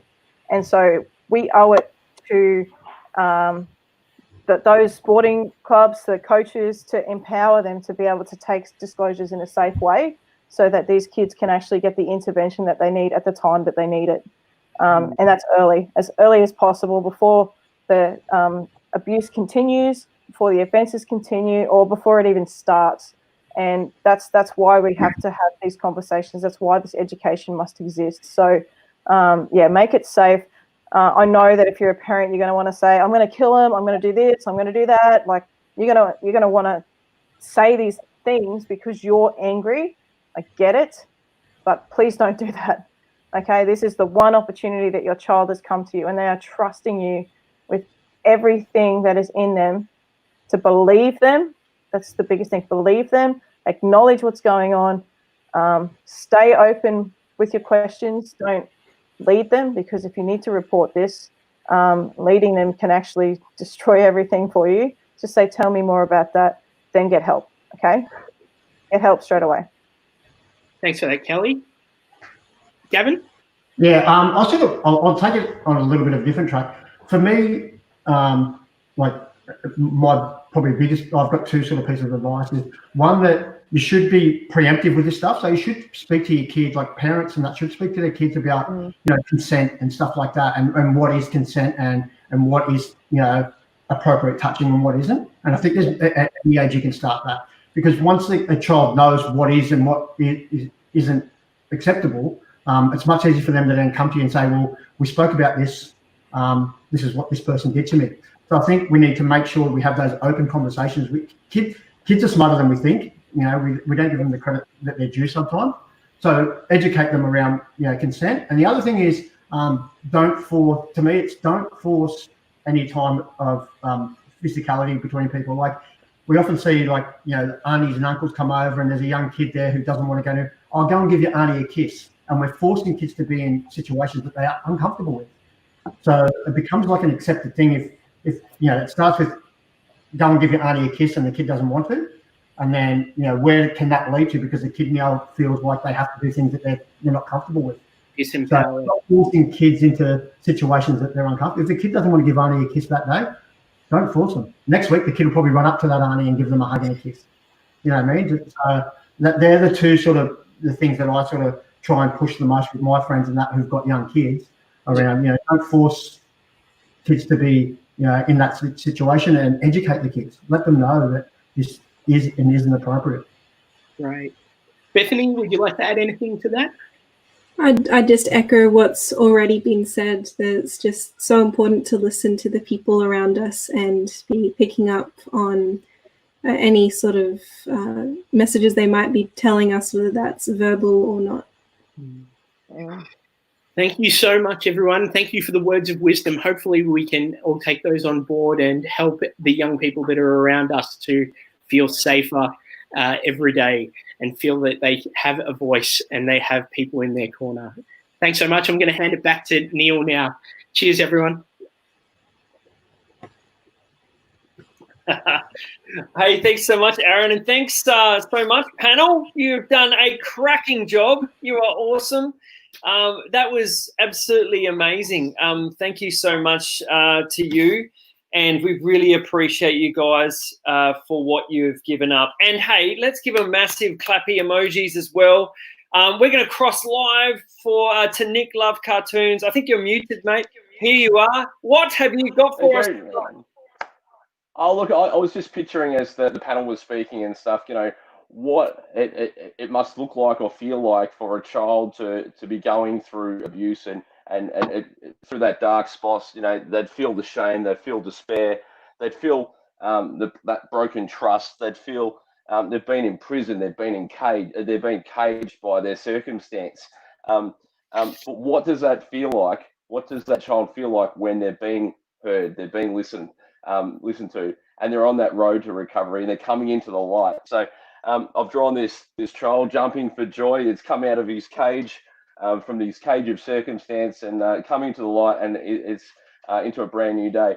And the reason I love ChildSafe so much is because they align with my view that I want to draw a better tomorrow, and ChildSafe does exactly that. They're helping to draw a better tomorrow for these kids. So every dollar that you donate tonight is fulfilling that vision of seeing children coming into the light, finding that safe place where they've been heard, they've been trusted, and they're on that path to a better, brighter future.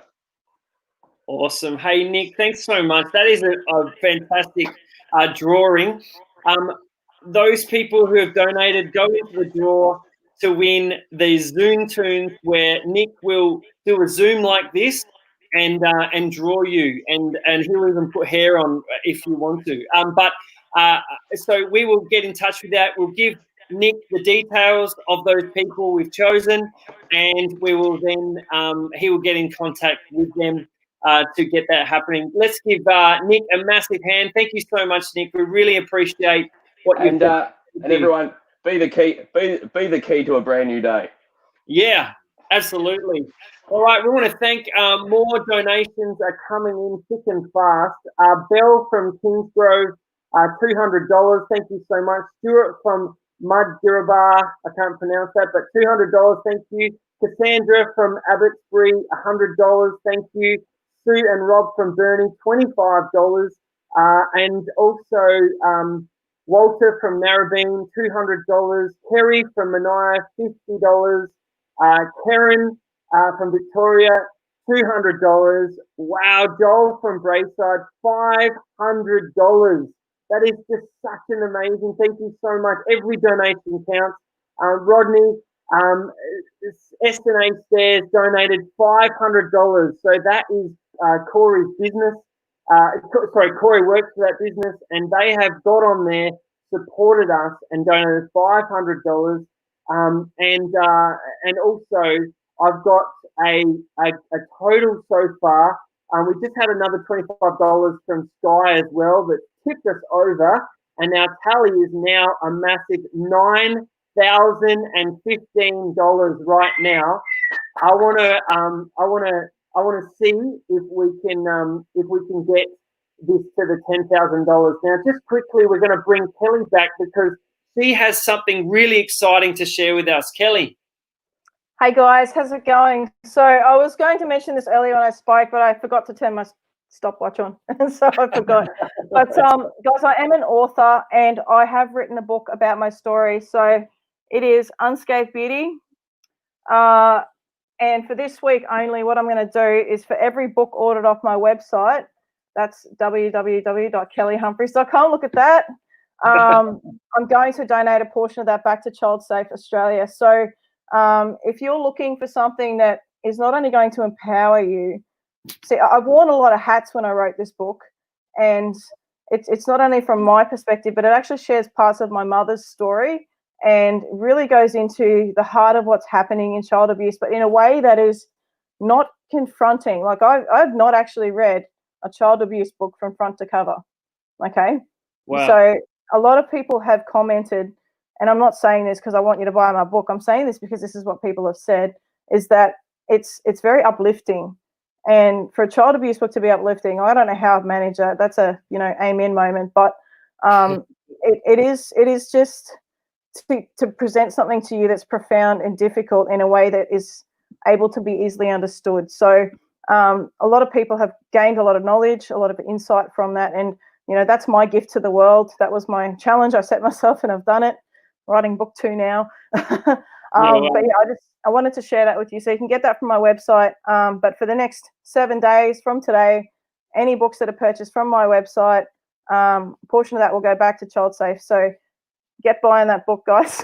But wow. Yeah, if I could just shout out to Neil, I have just started 2 very powerful online talking shows, I guess, which I'm going to turn into podcasts. But one of them is Talk and Tell with Holly and Cal. We are talking about everything about child abuse, from child pornography to everything we've spoken about tonight with safe touches and all of that sort of stuff. And it's just it's free. It's open for anyone to watch, just to empower and educate. It's really powerful, and just to lead. It's about personal leadership and overcoming trauma. So that's on my Facebook page. So if you guys, Kelly Humphreys, speaker, but that's what I'm doing, and it's because that's my heart to change how this space looks. But yeah, I can't do it without you beautiful people at ChildSafe and my amazing community. So thank you so much for having me be part of this tonight. No worries, Kelly. Thank you so much. And make sure you head to her website and grab that book. As she said, she's going to donate some proceeds to us, which is really, really important. Thank you so much, Kelly. We really appreciate it. Well, can you believe this night is coming to a close? We cannot believe it. It's been a real blessing. We've nearly hit our target of $10,000. We're not there yet, so keep spreading the word, keep donating, keep getting people to get on board, and that would be absolutely fantastic. We have Levi McGrath going to come back in a moment, and he's going to play one song. Then I'm going to wrap it up, and then he's going to continue to play for a little bit longer, so that you can enjoy that as well. So I just want to say thank you again to our sponsors. Thank you so much to all of you who have donated. We asked you to think about the children we'll never see but need our help, and that's who we at ChildSafe are helping. And as I said, the total so far is $9,015, which is absolutely incredible. I want you to know I'm super proud of you. I thank you so much for everything you've given tonight. You're making a massive difference. And the good thing about this live is that it's going to be up on YouTube, and it's also going to be up on our Facebook page for a very, very long time. I want to say a massive thank you to Rodney from PN Digital for making this happen. Can you give him a lot of clapping emojis and thumbs up and all that sort of stuff? Rodney, you've been amazing. I know we don't see you, but you have been incredible. And I know your heart, and I know your story, and I know you're passionate about this. You've gone above and beyond, and we are super appreciative. We're going to hand over to Levi now, and I'm going to wrap it up straight after. But don't leave, because this song is just for you tonight. Just for you. Here he is, Levi McGrath. Give him a clap. Woo! Thanks so much for having me as part of this night and getting together to support ChildSafe. I help to lead an organisation called Instruments for the Outback, and we lead teams of professional musicians out to the Northern Territory each year to work with remote Indigenous communities, teaching music, taking thousands of dollars worth of equipment out there.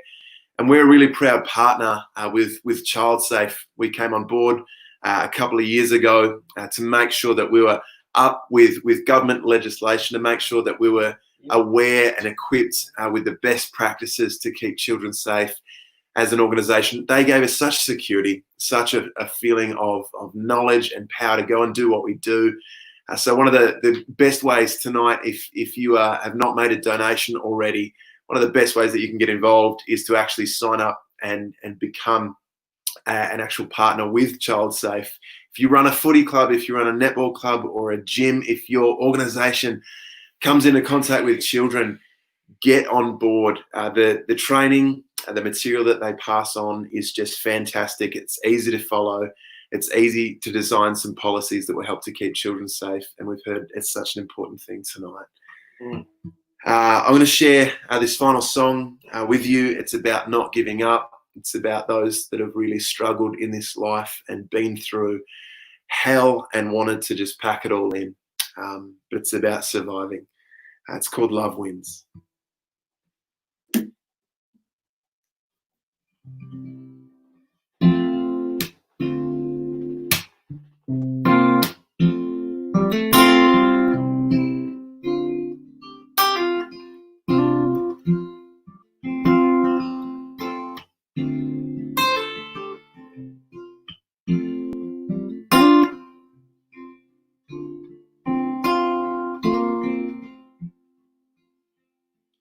You may not have victory every race you run. There may be times when it's no longer fun. For every journey there is pain to bear. You might not feel ready, but you'll make it, I swear. Hold on to hope. Faith is thin, love wins. Hold on to hope, don't give in. wins. You may not discover any easy road. There may be seasons when the healing comes slow. In every good story, there are trials to endure. Faith is the answer, you can always be sure. Hold on to hope when your faith is thin. Love wins. Hold on to hope. Don't give in. Love wins.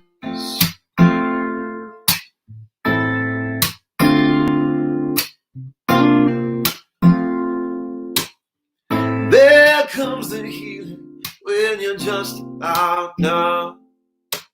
The night disappears with the morning sun.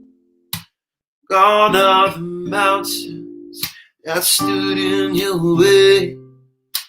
Gone are the shadows that darken your day. Hold on to hope. Your faith is in. Love wins. Hold on to hope. Don't give in. Love wins. Don't give in. Love wins. Don't give in. Love wins.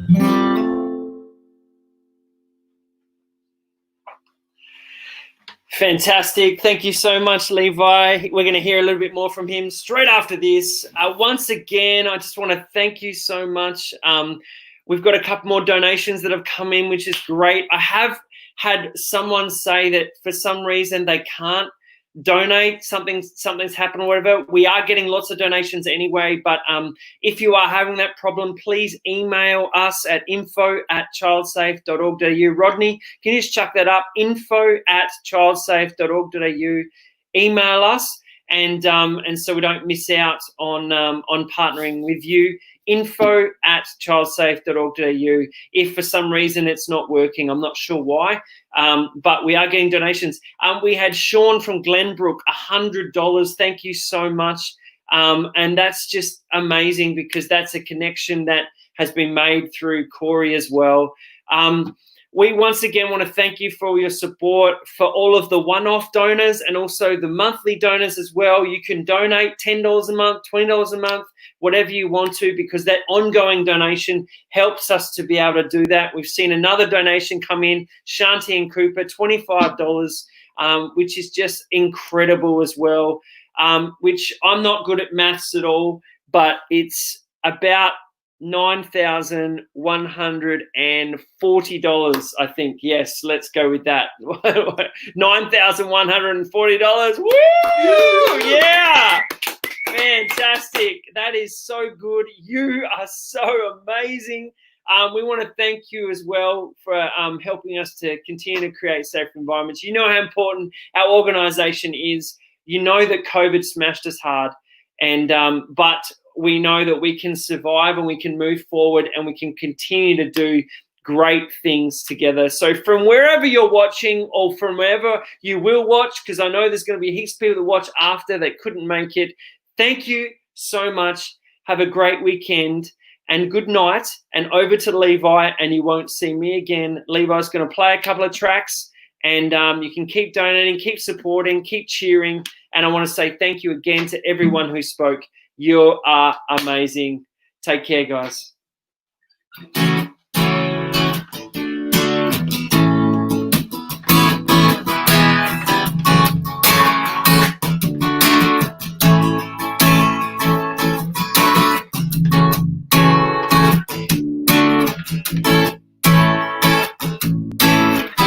Got a car and a roof over my head.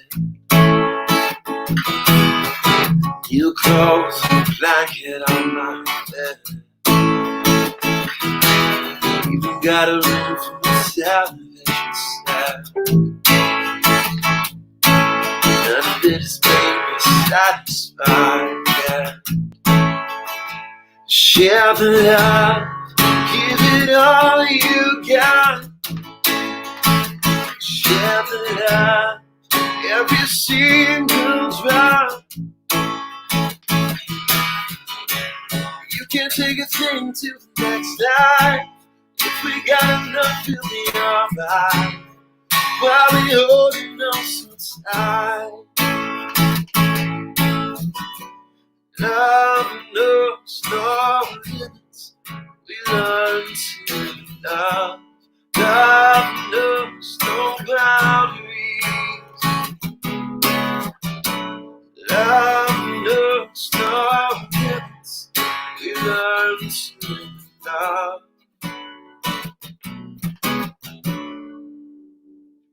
So share the love, give it all you got.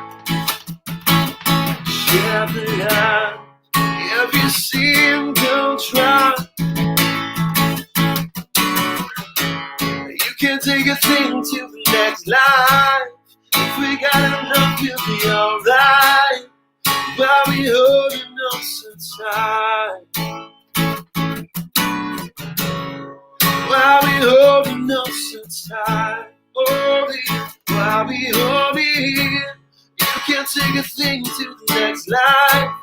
If we got enough, we'll be alright. While we holding on so tight.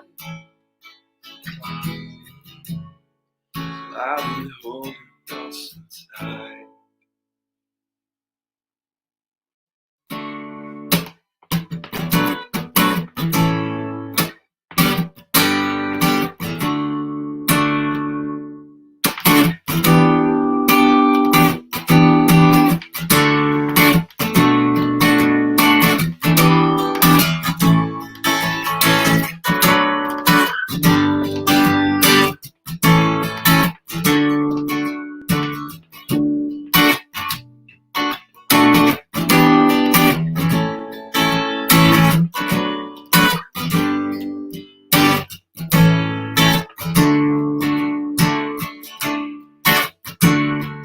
River run deep, river run wide, river be free, my child.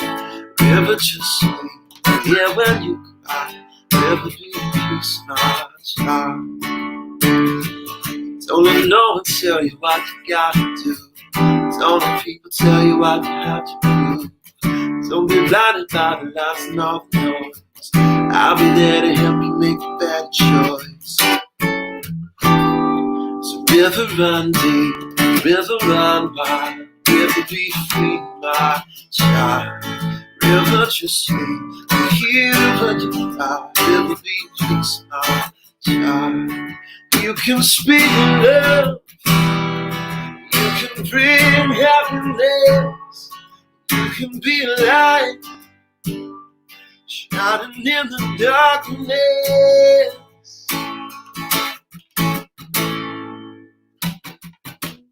River run deep, river run wide, river be free, my child. River just sleep, hear when you cry, river be peace, my child. River be peace, river be peace, my child. River run deep, hear when you cry, river be peace, my child.